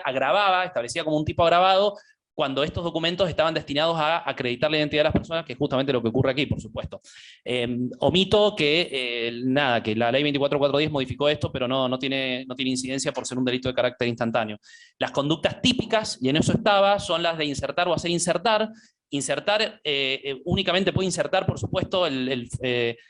documento el que lo extiende, o sea, si se trata de documentos públicos, solo puede ser protagonista el que tiene el poder jurídico para extenderlo, o sea, el funcionario público. Es una conducta típica y propia de ellos. Esto, lo dice la doctrina, por supuesto, Creus, entre otros, pero hacer insertar, justamente, que es la conducta que tiene incidencia en el caso que nos ocupa, es lograr que el fedatario incluya manifestaciones que no revelan la verdad pasada, y que dan como ocurrido algo que efectivamente no ha ocurrido, que es precisamente, como dije, lo que hemos verificado en este juicio. Por falsedad ideológica, Creus sostiene que cuando analiza qué debe entenderse por falsedad ideológica, que recae exclusivamente sobre el contenido de la representación del documento, sin que se modifiquen ni imiten para nada los signos de autenticidad. Voy a omitir el resto de la cita, basta con esto. Es curioso que, por ejemplo, otros autores como Dona y Núñez ponen justamente como un ejemplo, cuando hablan de falsedad ideológica, digamos, el supuesto del sujeto obligado, y cuando hablan del sujeto obligado jurídicamente a decir la verdad, ponen de ejemplo al denunciante de un nacimiento. O sea, es un caso de manual para dejar en claro la falsedad ideológica. Bueno, la falsedad en este caso, por supuesto, está corroborada con solo contrastar los datos que se asentaron en tales documentos con el examen de ADN, que demostró con total certeza la verdadera identidad de Miriam, que fue falsamente inscripta como Miriam Lourdes Fernández y como hija del matrimonio Fernández-Luffy. Nada, hay otros temas que quizás no son tan relevantes para aquí. La doctrina coincide en que solo puede recaer sobre documentos públicos, ya que son los únicos dotados de fe pública y digamos que son oponibles erga omnes, que es exactamente lo que ocurre en el caso que nos ocupa. Y tampoco cabe ninguna duda en cuanto al agravante, que el acta de nacimiento y el DNI no solo son instrumentos públicos en los términos del artículo 979 del Código Civil vigente de la época de los hechos, sino que además están destinados a acreditar la identidad ambos, y además el acta de nacimiento, por supuesto, a verificar el nacimiento, su relación filial, y con ello la identidad de una persona, con lo cual la concurrencia del tipo agravado no ofrece tampoco ninguna dificultad en este caso. En cuanto al tipo objetivo, como ya dije, una cuestión, esta figura, como dije cuando la enuncié al inicio, requiere la posibilidad de causar un perjuicio. Es evidente que en los casos de falsificación de partida de nacimiento y de DNI se altera el estado civil y la identidad de una persona, vulnerándose de tal manera el bien protegido por la figura que es la fe pública, que no tiene ninguna dificultad la posibilidad de causar un perjuicio, con lo cual está claro el tipo objetivo, y por las razones que ya di, está igualmente satisfecho el tipo subjetivo. El dolo requerido por la figura es, como ya dije, sobre todo al analizar la primera de las figuras en juego, y dije que luego me iba a remitir, está fuera de cualquier posibilidad de discusión que los acusados llevaron a cabo esta conducta en el marco, bueno, nada, de una acción conjunta, que accionaron conociendo de manera efectiva el alcance de los documentos apócrifos y del modo en que cada uno de sus aportes contribuían a la obtención de estos documentos apócrifos y falsos. En cuanto a los concursos entre estas tres figuras, hay diversas posturas sobre el modo en que concurren frente a casos de apropiación, sin desconocer que se ha considerado el concurso real, lo cual es, por supuesto, impacta notablemente en la escala penal que se puede llegar a considerar. Por ejemplo, la doctrina lo ha considerado el concurso real entre las tres figuras que venimos analizando, Núñez, Solero, Bonpadre, y en la jurisprudencia también ha sido considerado el concurso real en casos como Rey, que ya cité, que es la causa 1278, confirmada por la Cámara Federal de Casación Penal. Desde el Ministerio Público ascribimos a la posición dominante, que es entender que las tres figuras concurren idealmente, que es el sentido de una parte relevante de la doctrina, Fontán Balestra, Moreno, González Roura, Bonpadre, Bonpadre cita a estos autores. Bonpadre justamente adscribe a la posición que considera el concurso real. Y también la jurisprudencia ha recogido, así como es jurisprudencia a favor del concurso real, adscribimos a la jurisprudencia, por ejemplo, de la Cámara Federal de Casación Penal en los casos Ricciuti o en el caso de Claudia Domínguez, que siguiendo el criterio que había tenido ya el Tribunal Oral y que había propiciado el Ministerio Público Fiscal en esta jurisdicción, tomó en cuenta el concurso ideal, que además es la posición que sostiene la unidad especializada por casos de apropiación de niños y niñas durante el terrorismo de Estado en el marco del Ministerio Público Fiscal. Entendemos esto porque existe una unidad jurídico-penal de acción. Para perpetrar una apropiación se despliegan conductas ilícitas conforme, por supuesto, a un plan común que les da a estas conductas una unidad de sentido, y por lo tanto entendemos que resultan aplicables las previsiones del artículo 54 y subsiguientes. Hay una sola resolución criminal, y si bien es cierto que estamos frente a conductas que incluso se realizan en distinto tiempo y espacio, y que la naturaleza de los bienes jurídicos son también diferentes, entendemos que hay una instrumentalización entre los comportamientos conforme al plan de los autores, y por eso ascribimos, como dije, a la posición que sostiene el concurso ideal entre las tres figuras. Esto sin perjuicio de que entre los dos hechos de falsedad ideológica del artículo 293, entendemos que sí se presenta un concurso real, como también recoge mayoritariamente la doctrina. Me refiero a la falsedad ideológica por un lado de la partida, y la falsedad ideológica por otro lado del DNI, en tanto se trata de acciones independientes entre sí que suponen maniobras o actos diferentes para concretarlos. La calificación de estos delitos como crímenes de lesa humanidad no parece necesitar mayores aclaraciones. Ya nos hemos referido al contexto general en que tuvieron lugar los hechos, analizamos las distintas fases del terrorismo de Estado, bueno, todo lo que dijimos en la audiencia anterior, y con esto, por supuesto, solo con esto, con este contexto general, como ya anticipamos, bastaría para calificar estos hechos como crímenes de lesa humanidad, pero por si fuera poco, hay un contexto específico de las causas de apropiación que también ha sido definido como una práctica general y sistemática. Dijimos, contexto específico que podría no verificarse, una sola apropiación en el marco de un ataque general y sistemático contra la población civil podría ser una sola y con eso bastaría para ser calificada como crímenes de lesa humanidad, pero bueno, con mucha más razón cuando en sí misma fue una práctica general y sistemática. La jurisprudencia, por supuesto, al calificar las apropiaciones en el marco de la última dictadura militar, ha seguido distintos razonamientos para vincularlos con alguna modalidad de crimen de lesa humanidad. Por ejemplo, en el caso Ricciuti, la Cámara Federal de Casación Penal lo vinculó con el crimen de lesa humanidad en su modalidad de persecución, al establecer que no se produjeron de modo aislado, sino que eran parte de un sistema complejo de la represión ilegal y de persecución por razones políticas, mientras que en otras causas se lo ha vinculado estrictamente con la desaparición forzada, ya sea poniéndole énfasis en la desaparición forzada de los progenitores, digamos, del padre y la madre de las personas desaparecidas, en gran cantidad de los casos a los que he hecho referencia, o incluso considerando como desaparición forzada a la víctima directa de la apropiación, es decir, al menor o a la menor que había sido apropiada. Esta última posibilidad fue, por ejemplo, la que estableció el Tribunal Oral en la causa Rey, y que luego, como dije, fue confirmado por la Cámara Federal de Casación Penal. También lo ha establecido la causa Plan Sistemático, a la que ya he hecho referencia, y a su vez ha sido el criterio seguido por el Procurador General de la Nación en el caso Prieto, en un dictamen del 7 de septiembre de 2006, voy a omitir los datos de la causa, es un antecedente conocido, y además, bueno, fue el mismo enfoque que le dio la propia Corte Interamericana, como todos y todas sabemos, en el caso Hellman, contra Uruguay, en el que justamente consideró que la apropiación de niños y niñas en el marco del accionar represivo estatal configura en sí misma un caso de desaparición forzada. Evidentemente, estando clara la calificación de todos estos delitos como crímenes de lesa humanidad, se deriva de la consecuencia ineludible, que es la imprescriptibilidad, más allá de que, por supuesto, aun cuando no fueran delitos de lesa humanidad, por lo menos la conducta del artículo 146, en carácter de delito permanente, solo comenzaría a contarse el plazo de la prescripción desde el examen de ADN, desde que pudo conocer Miriam y sus familiares biológicos su verdadera identidad. En cuanto a la pena, voy en lo que sigue a dejar en claro cuáles son, por supuesto, ya los he dicho, que los acusados deben responder todos como coautores, en los términos del artículo 45 del Código Penal, de los siguientes delitos, ya los mencioné, pero los reitero, todos entre sí en concurso ideal, en los términos del artículo 54, retención y ocultamiento de una menor de 10 años, artículo 146, según ley 24.410, alteración del estado civil de una menor de 10 años, artículo 139, inciso 2 del Código Penal, según ley 11.179, y falsedad ideológica de documentos públicos destinados a acreditar la identidad, artículos 293, primer y segundo párrafo, según ley 20.642, en función del artículo 292, último párrafo, ambos del Código Penal, en dos hechos en concurso real entre sí. Concurso ideal entre las tres figuras, como ya indiqué, y todos calificados como crímenes de lesa humanidad. Si acudimos a los términos a las pautas de mensuración de la pena, la posición a la que adscribe el Ministerio Público es partir de la pena mínima a efectos de determinar si existen circunstancias agravantes que permitan alejarse de ese mínimo y eventualmente, en caso de ocurrir esto, si existen circunstancias atenuantes que permitan regresar parcialmente hacia una pena menor. Claramente, de conformidad con esto, la base,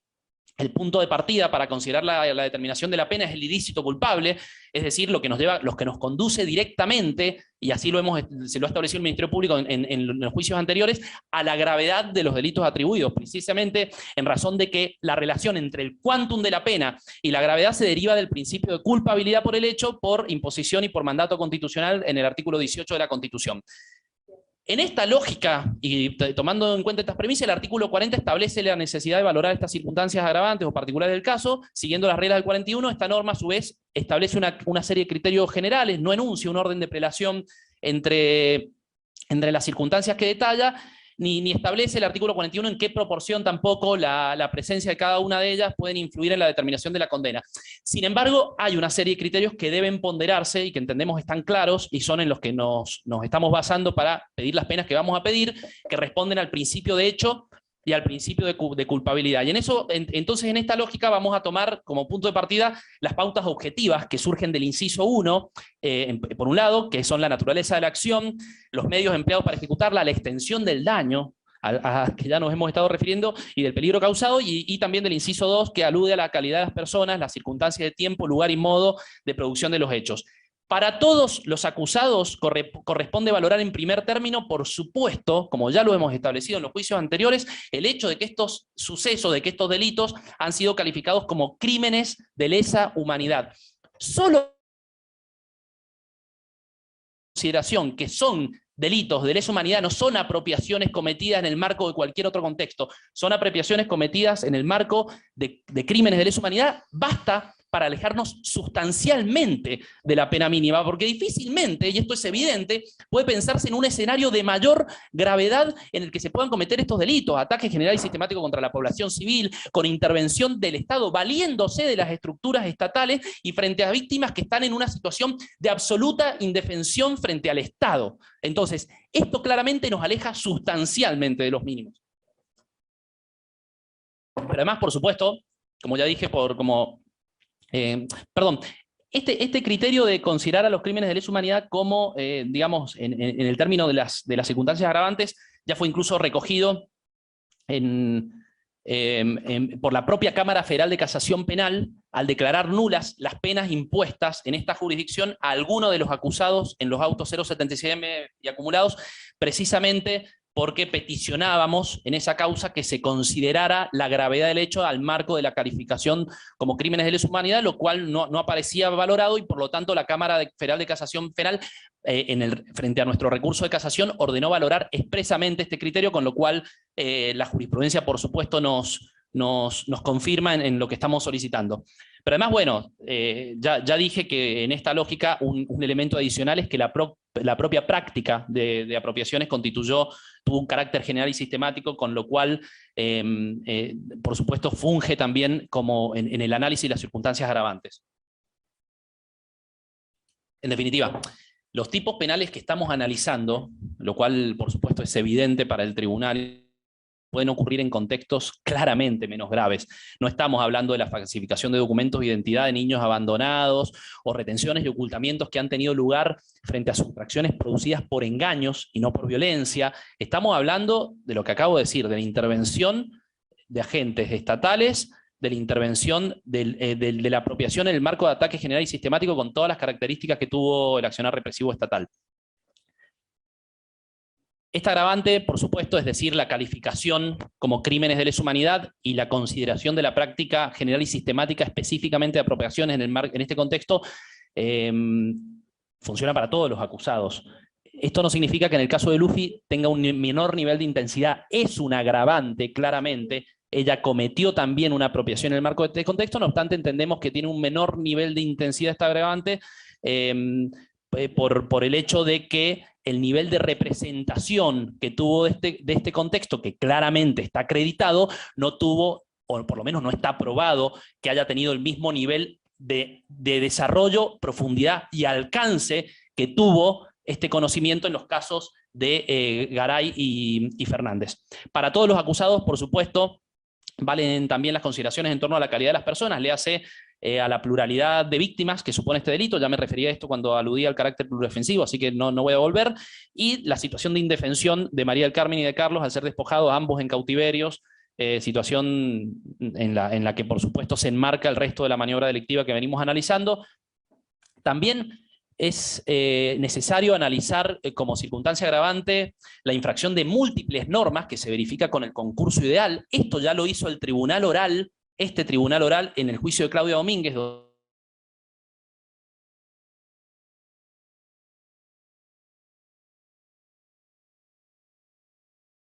en un suceso como este.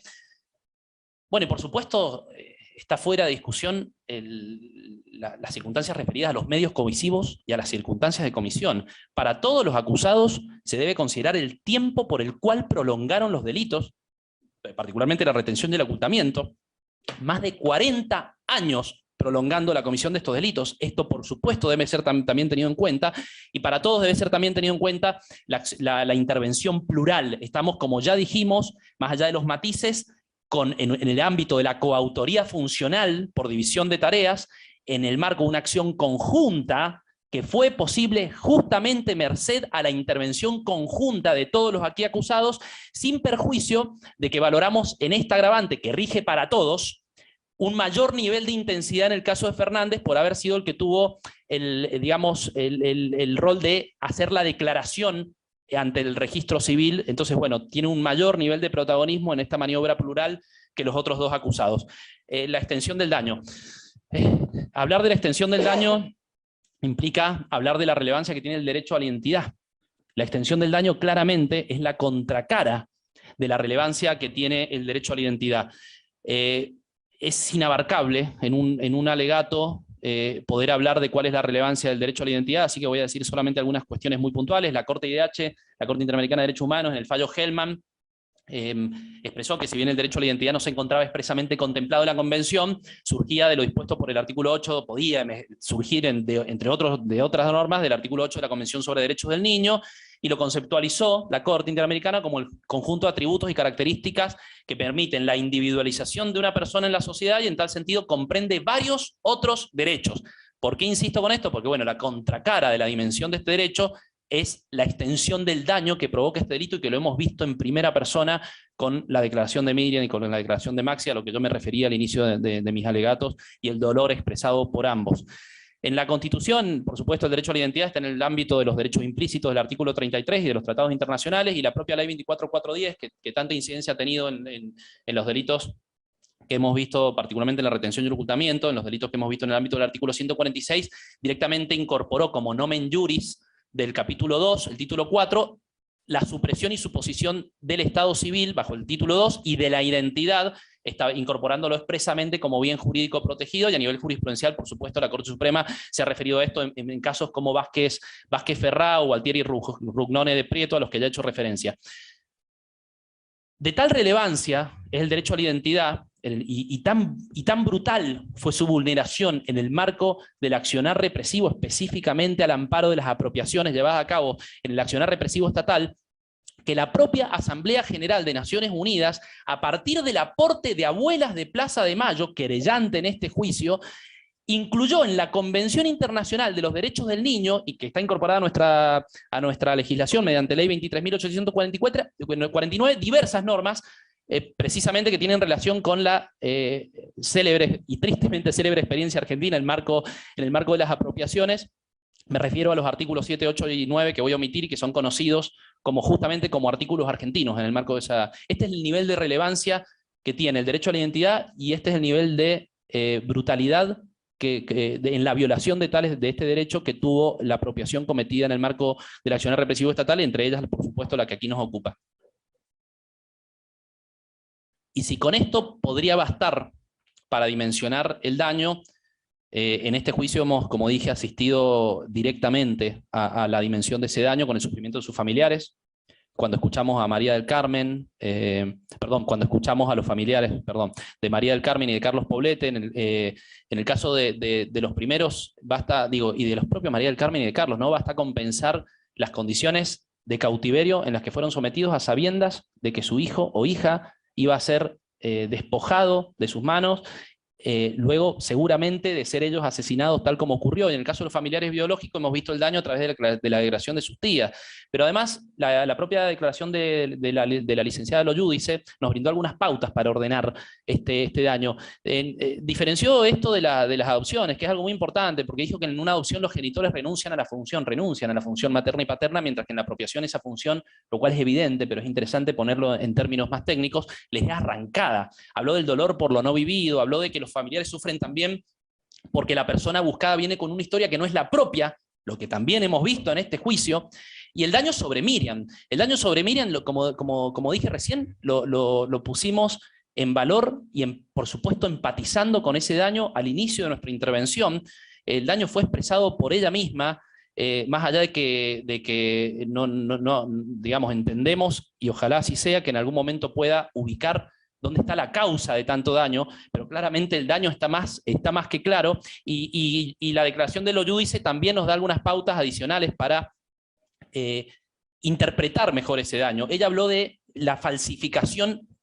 filiación falsificada como sinónimo de devastación que provoca la disociación cuando el medio que rodea a la persona, exactamente lo que ocurre con Miriam, sostiene la mentira, la sostienen hasta este juicio.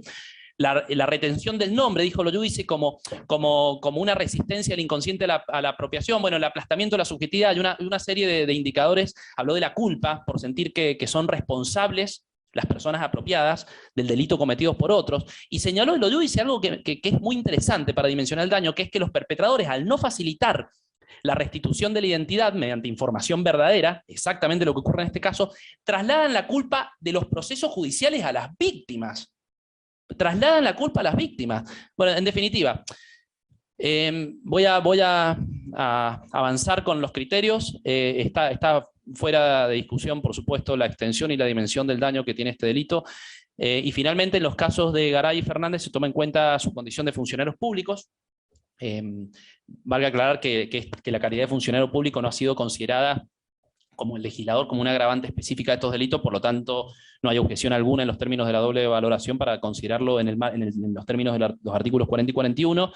y el fundamento, bueno, es evidente, es el mayor nivel de reproche que tiene quien, ejerciendo una posición jurídica que debería estar vinculada al interés público, se vale de esa posición jurídica precisamente para cometer delitos, y más cuando los delitos tienen el nivel de ilicitud y el nivel de brutalidad que tienen los delitos a los que aquí nos estamos refiriendo. Y por supuesto,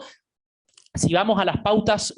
a los parámetros subjetivos de mensuración de la pena, que deben considerarse particularmente en caso de verificarse como atenuantes, está claro que no pueden aquí jugar, no pueden jugar los motivos para delinquir, no pueden fungir en este juicio no pueden ser tenidos en cuenta como atenuantes. ¿Qué dice el Código cuando habla de los motivos en términos de parámetros subjetivos para, digamos, mensurar la pena?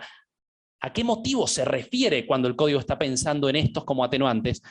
Y digo textual, especialmente la miseria, las dificultades de ganarse el sustento propio necesario, el de los suyos, etc. Claramente el legislador no estaba pensando en estas motivaciones, en las motivaciones que hemos verificado en este juicio, cuando escribía este tipo de expresiones como miseria o dificultades para ganarse la vida. Tampoco se pueden fungir como atenuantes otro tipo de motivaciones que han sido tenidas en cuenta por el Tribunal Oral, por ejemplo, en el juicio de Claudia Domínguez, y que acá no se verifican. El tribunal en ese juicio consideró la imposibilidad de tener hijos por parte de los apropiadores como un elemento a su favor en la determinación de la pena. Nada de esto ocurre en el presente caso. Ya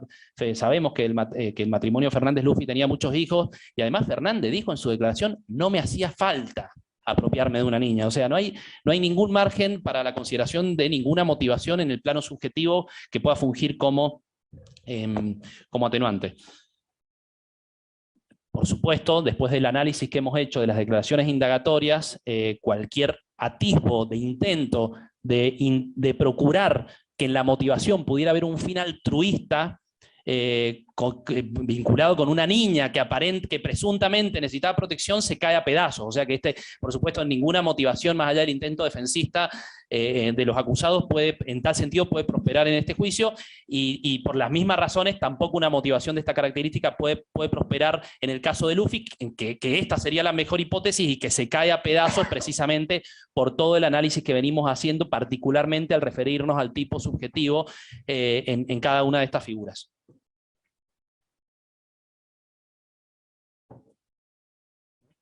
Con referencia a las motivaciones, es muy interesante lo que dijo la Corte Suprema de Justicia de la Nación. No, doctor, era nada más para saber cuánto más faltaría, porque tenemos a la doctora. Sí, sé que está el otro juicio. Yo creo que, y pediría si es posible, pero bueno, lo dejo a disposición del tribunal, yo creo que en 20 minutos o media hora máximo podríamos concluir el alegato. No es mucho lo que me queda, y quizás sería importante para nosotros poder hacerlo, pero bueno, lo dejo. Ok. A ver. Sí, tengo miedo. Perdón, estoy repasando un poco lo que me falta. Intento avanzar. Entiendo que a las 2 el tribunal tendría que cortar. Intento avanzar. Si veo que no llego, quedará alguna parte. Quisiera poder terminarlo ahora, pero bueno, intento avanzar con este tramo.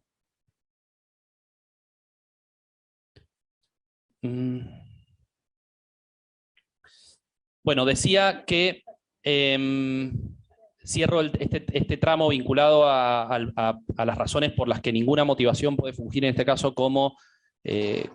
atenuante de las conductas que hemos evaluado,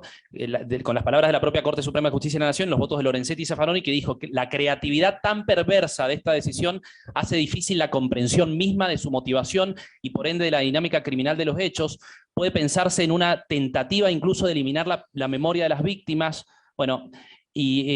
como en un delito, y señala que es un delito que se erige como una nueva cosificación humana que guarda cierto parentesco con la esclavitud, por considerar a los infantes como botines de correrías criminales.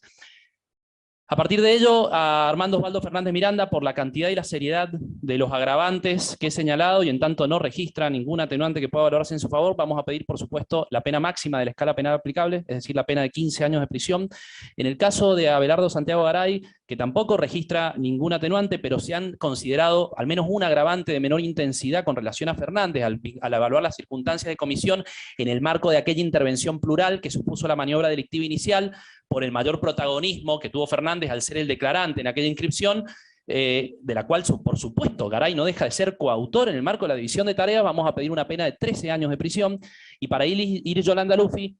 sobre quien pesan también la mayor parte de los agravantes, lo cual evidentemente la distancia sustancialmente del mínimo. Se valora que uno de estos agravantes no juega en su perjuicio, que es el hecho de que ella no era funcionaria pública, y si bien, como ya dijimos, en el marco de la intervención plural, al igual que Garay, interviene, por supuesto, y funge como agravante en la intervención plural, tuvo un nivel menor de protagonismo que Fernández, y finalmente se toma en cuenta que en esta representación, en el nivel de conocimiento y de tipo subjetivo, digamos, que tuvieron en el marco del accionar represivo estatal, que, insistimos, constituye un agravante porque obró en representación de una apropiación que no se cometía en cualquier contexto, se cometía o podía cometerse en el contexto de un ataque general y sistemático contra la población civil. Como ya señalé, entendemos que el nivel de representación que tuvo de ese escenario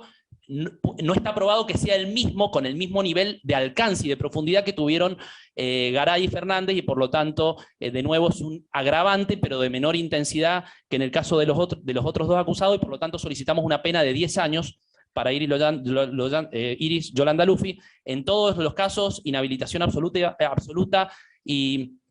con las accesorias legales y costa del proceso en los términos del artículo 12, y vamos a solicitar también una medida que no había sido considerada hasta este momento en esta jurisdicción y que nos parece muy importante y que es de suma relevancia comenzar a tener en cuenta, y así lo estamos haciendo, que es que en caso de resultar condenados, que auguramos que así será, Garay y Fernández se pongan en conocimiento de esta circunstancia al Poder Ejecutivo de la provincia para que a través de la Inspección General de Seguridad se dé cumplimiento al procedimiento de baja por exoneración de la Fuerza Policial de Mendoza, de conformidad con lo establecido por los artículos 85, 90, 99 concordantes de la Ley 6.722 de la Policía de Mendoza. Es de suma gravedad que personas condenadas por crímenes de lesa humanidad, que se valieron de su pertenencia a las fuerzas, en este caso las fuerzas de seguridad,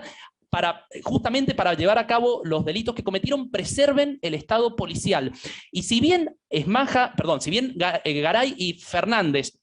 se acogieron al retiro voluntario, la Ley 6.722 establece claramente que el retiro solo produce la pérdida parcial del Estado policial, que en definitiva se preserva en parte. Dicha ley establece también que la exoneración sí produce la pérdida total del Estado policial y la separación definitiva de la Policía de Mendoza, exoneración que entre otras causas prevé la condena judicial por delito doloso, por lo cual así lo pedimos. Valga señalar que pedidos análogos al presente y decisiones jurisdiccionales en tal sentido se han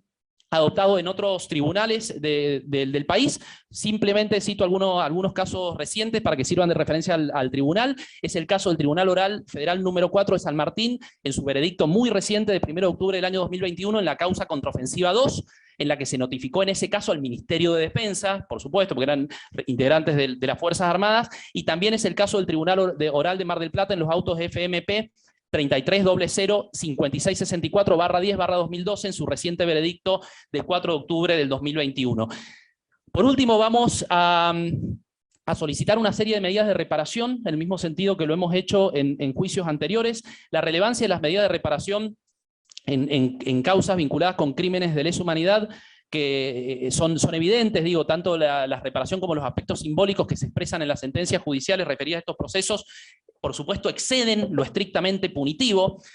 El concepto de reparación ha sido largamente desarrollado por la Corte Interamericana de Derechos Humanos en su concepto de reparación integral, y la Corte lo ha vinculado directamente con la gravedad de los hechos, digamos. El nivel de reparaciones exigibles se vincula directamente con la gravedad de los hechos. Voy a omitir los casos, solo algunos: masacre Plan de Sánchez, masacre Mapiripán, Mirna Mac contra Guatemala, en definitiva, una gran cantidad de casos. Como todos y todas sabemos, de hecho, el desarrollo de la Corte Interamericana en materia de reparaciones es el desarrollo más avanzado de los sistemas regionales o del sistema universal en materia de derechos humanos del mundo, y esto ha sido muy claro precisamente frente a graves violaciones de los derechos humanos. Pero además, el anclaje de las reparaciones encuentra sustento, el anclaje de los aspectos simbólicos de las sentencias no solo encuentra sustento en el ámbito de las reparaciones, sino también en los deberes de investigar y sancionar las graves violaciones de los derechos humanos. Y esto y la Corte ha sido clara en esto al hablar de la determinación de la verdad, en el marco del derecho a la verdad, justamente comprendida en el marco de los deberes de investigar y sancionar en los mismos casos que he citado, y por supuesto en otros como Aldeón García contra Perú, etc.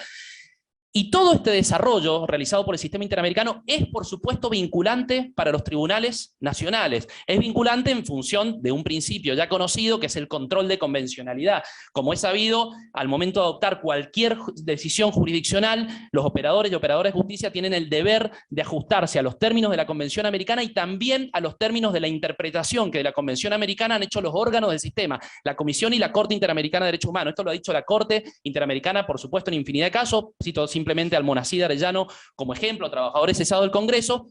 Pero además, en el ámbito nacional, convalidando la exigencia del control de convencionalidad, la propia Corte Suprema de Justicia de la Nación ha corroborado este deber en el fallo Maceo, entre muchos otros. El fallo Maceo es llamativo porque incluso hace propias las consideraciones de la Corte Interamericana en el caso Almonacida Orellano.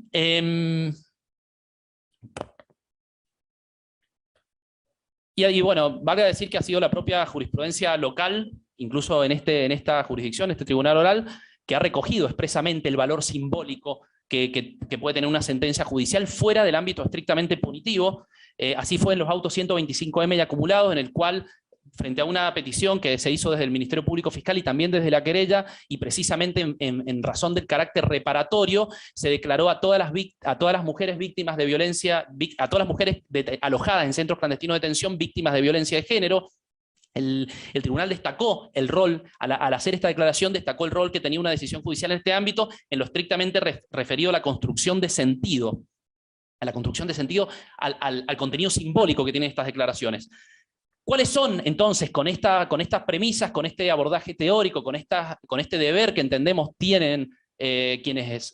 les toca ejercer facultades jurisdiccionales en un proceso de esta naturaleza? ¿Cuáles son estas medidas de reparación? En primer lugar, vamos a pedir, tal como se hizo con todas las mujeres que tenían centro clandestino de detención en el juicio anterior, que María del Carmen Moyano sea considerada víctima de violencia por razones de género. Como ya dije, tanto el Ministerio Público como la querella así lo fundamos en el juicio 125M de acumulados, a lo cual por supuesto me remito. Relevamos cómo la violencia se había expresado de forma particularmente virulenta en el ámbito del accionar represivo estatal, no solo por infinidad de prácticas que estaban sesgadas por la violencia de género, sino por la afección desproporcionada de muchas prácticas que iban contra todos, hombres y mujeres, pero la afección desproporcionada de prácticas sobre las mujeres que eran víctimas de aquella violencia. Hablamos de la cosificación de las mujeres en la tortura, del impacto diferenciado de la tortura en ella, hablamos de cómo se habían interrumpido los procesos de amamantamiento en aquel debate, y bueno, una infinidad de otras situaciones a las que me remito para poder avanzar. Como dije, además, el tribunal ya acogió un pedido de esta naturaleza y pedimos que así lo haga. Y bueno, y si pensamos en que ello fue viable en el juicio anterior, en un caso de mujeres, en todos los casos de mujeres detenidas en centro clandestino de detención, con más razón en un caso como el de Pichona, que fue obligada a parir, y cuya hija le fue sustraída en el marco de ese horror, si estaba clara la violencia de género en términos generales contra todas las mujeres detenidas en centro clandestino de detención, con mucha más razón cuando estamos frente a mujeres que son víctimas de delitos de apropiación como el que aquí nos ocupa. Citamos la jurisprudencia de la Corte Interamericana, de casos como Castro,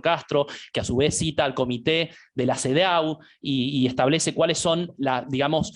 discriminaciones que constituyen violencia contra la mujer, que dije, no solo es la violencia dirigida específicamente contra la mujer porque es mujer, sino también la violencia que afecta a la mujer de forma desproporcionada. Y por supuesto aludimos también, y me remito a ello, al plano normativo que recoge todos estos deberes, que son la Convención de Belén do Pará, el Pacto de Derechos Económicos Sociales, la CEDAW y por supuesto la jurisprudencia de la Corte Interamericana y ahora desde hace un tiempo de los propios tribunales nacionales. Nos referimos a cómo todas estas normas hacen alusión a las condiciones especiales que deben tenerse en cuenta los estados frente a mujeres que, por ejemplo, cursan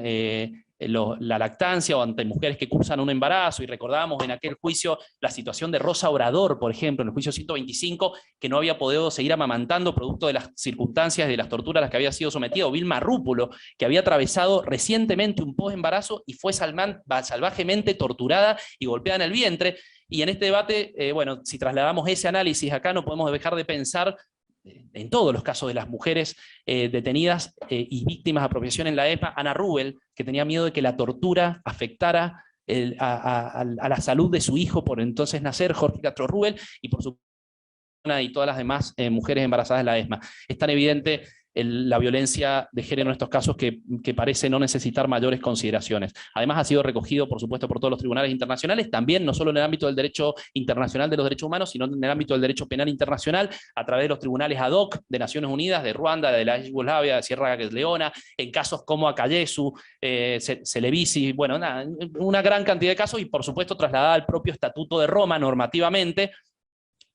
donde se deja establecido que siempre que se den los restantes presupuestos de los crímenes internacionales, ya sea crimen de guerra, genocidio, crímenes de lesa humanidad, ciertas prácticas, ciertas formas de violencia de género constituyen crímenes de aquella naturaleza, y me refiero a prácticas como la esclavitud sexual, la prostitución forzada, el embarazo forzado, la esterilización forzada y cualquier otra forma de violencia sexual de gravedad.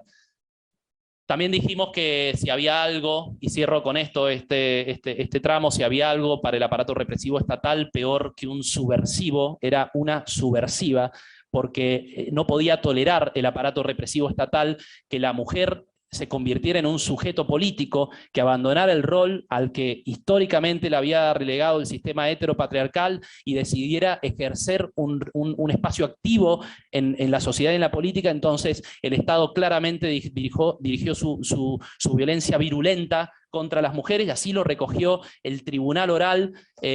Voy a omitir las referencias, simplemente voy a decir algo con lo que cierra el Tribunal Oral en el juicio 125M y acumulados. Luego hacer todo el análisis, recogiendo las intervenciones que habíamos hecho desde el Ministerio Público, desde la querella, cierra diciendo: pero lo ocurrido entonces merece su nombre, y hoy sí lo tenemos y merece una declaración, que las mujeres víctimas lo fueron en un contexto de violencia en razón de su género. Vamos a pedir también, como se ha ocurrido en cada juicio por delitos de lesa humanidad, que los crímenes sean considerados en el contexto de un genocidio. Ya dejamos en claro que la calificación de la cual derivan consecuencias jurídicas vinculadas a los acusados es la calificación de crímenes de lesa humanidad.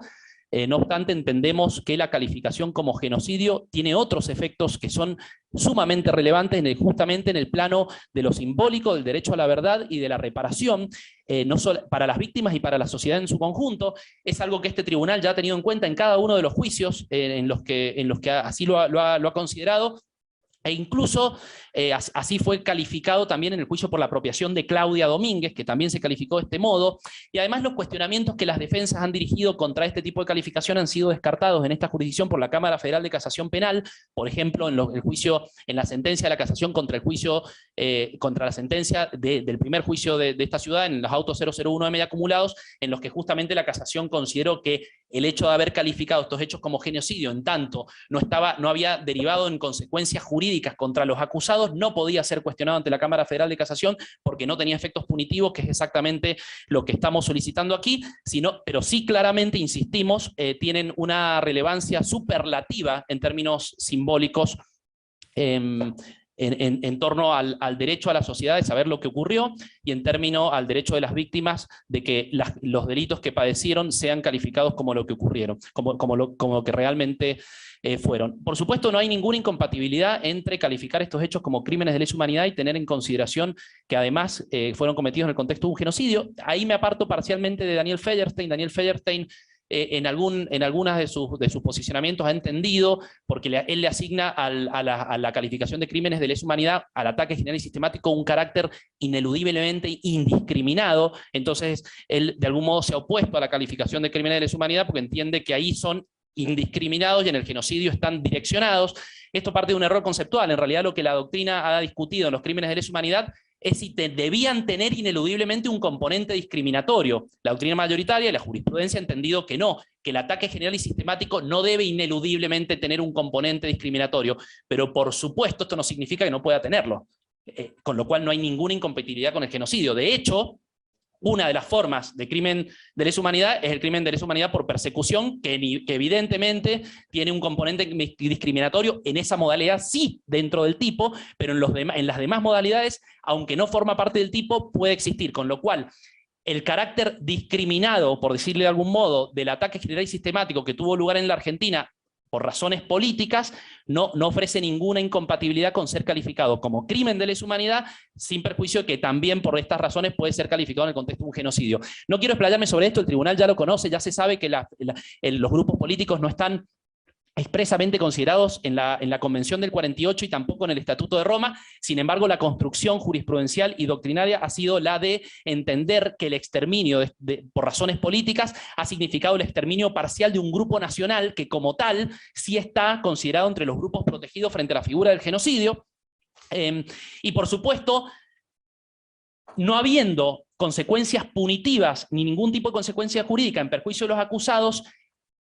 incluir el concepto de genocidio en este tipo de juicios, los juicios por delitos de lesa humanidad que se llevan a cabo en la Argentina, no solo no ofrece ninguna objeción, sino que contribuye al desarrollo evolutivo del concepto de genocidio, que claramente debe abarcar estos escenarios, y así lo está reconociendo la jurisprudencia. Vamos a pedir también que Miriam, como toda su familia biológica, sean expresamente consideradas, por supuesto, víctimas de crímenes de lesa humanidad cometidos en el contexto de este genocidio. Esto es un aspecto ineludible del carácter pluriofensivo de la apropiación al que ya me he referido. No solo Miriam es víctima, sino también todos sus familiares biológicos son víctimas de este delito y son víctimas de estos delitos, de crímenes de lesa humanidad cometidos en el contexto general, en el contexto de un delito de genocidio. El tribunal ya ha puesto en valor una declaración de este sentido en la jurisprudencia anterior de este mismo tribunal, donde justamente ha hecho declaraciones en el mismo sentido que le estamos diciendo, señalando expresamente que todas las víctimas son consideradas víctimas por delitos de lesa humanidad, lo que así pedimos. Concluyo prácticamente mi intervención, señor presidente, señores jueces, señora jueza, no sin antes hacer nuevamente un llamado a Fernández, a Garay, a Luffy, para que nos digan lo que saben, para que rompan este pacto de silencio en el que han persistido por más de 40 años. En este juicio hemos podido reconstruir en gran medida la verdad de lo que ocurrió. Por supuesto, no gracias a ellos, sino pese a ellos, pero hemos podido reconstruir en gran medida la verdad de lo que ocurrió en términos más que suficientes para tener en claro cuál es el rol que les cupo y cuál es la responsabilidad que tuvieron. No obstante, no deja de ser una reconstrucción, como ocurre siempre en el juzgamiento de crímenes de lesa humanidad, una reconstrucción parcial. Los acusados y la acusada están en condiciones de completar esta verdad. Dudamos que así ocurra, pero ojalá así sea. Claramente se lo deben por supuesto a la sociedad en su conjunto y se lo deben por supuesto a Miriam. Gracias. Gracias, señor fiscal. Vamos a concluir por hoy la audiencia. La continuidad está prevista para el viernes 22 de octubre del 2021 a las 9:30 horas. Quedan todos notificados y quedan todos convocados.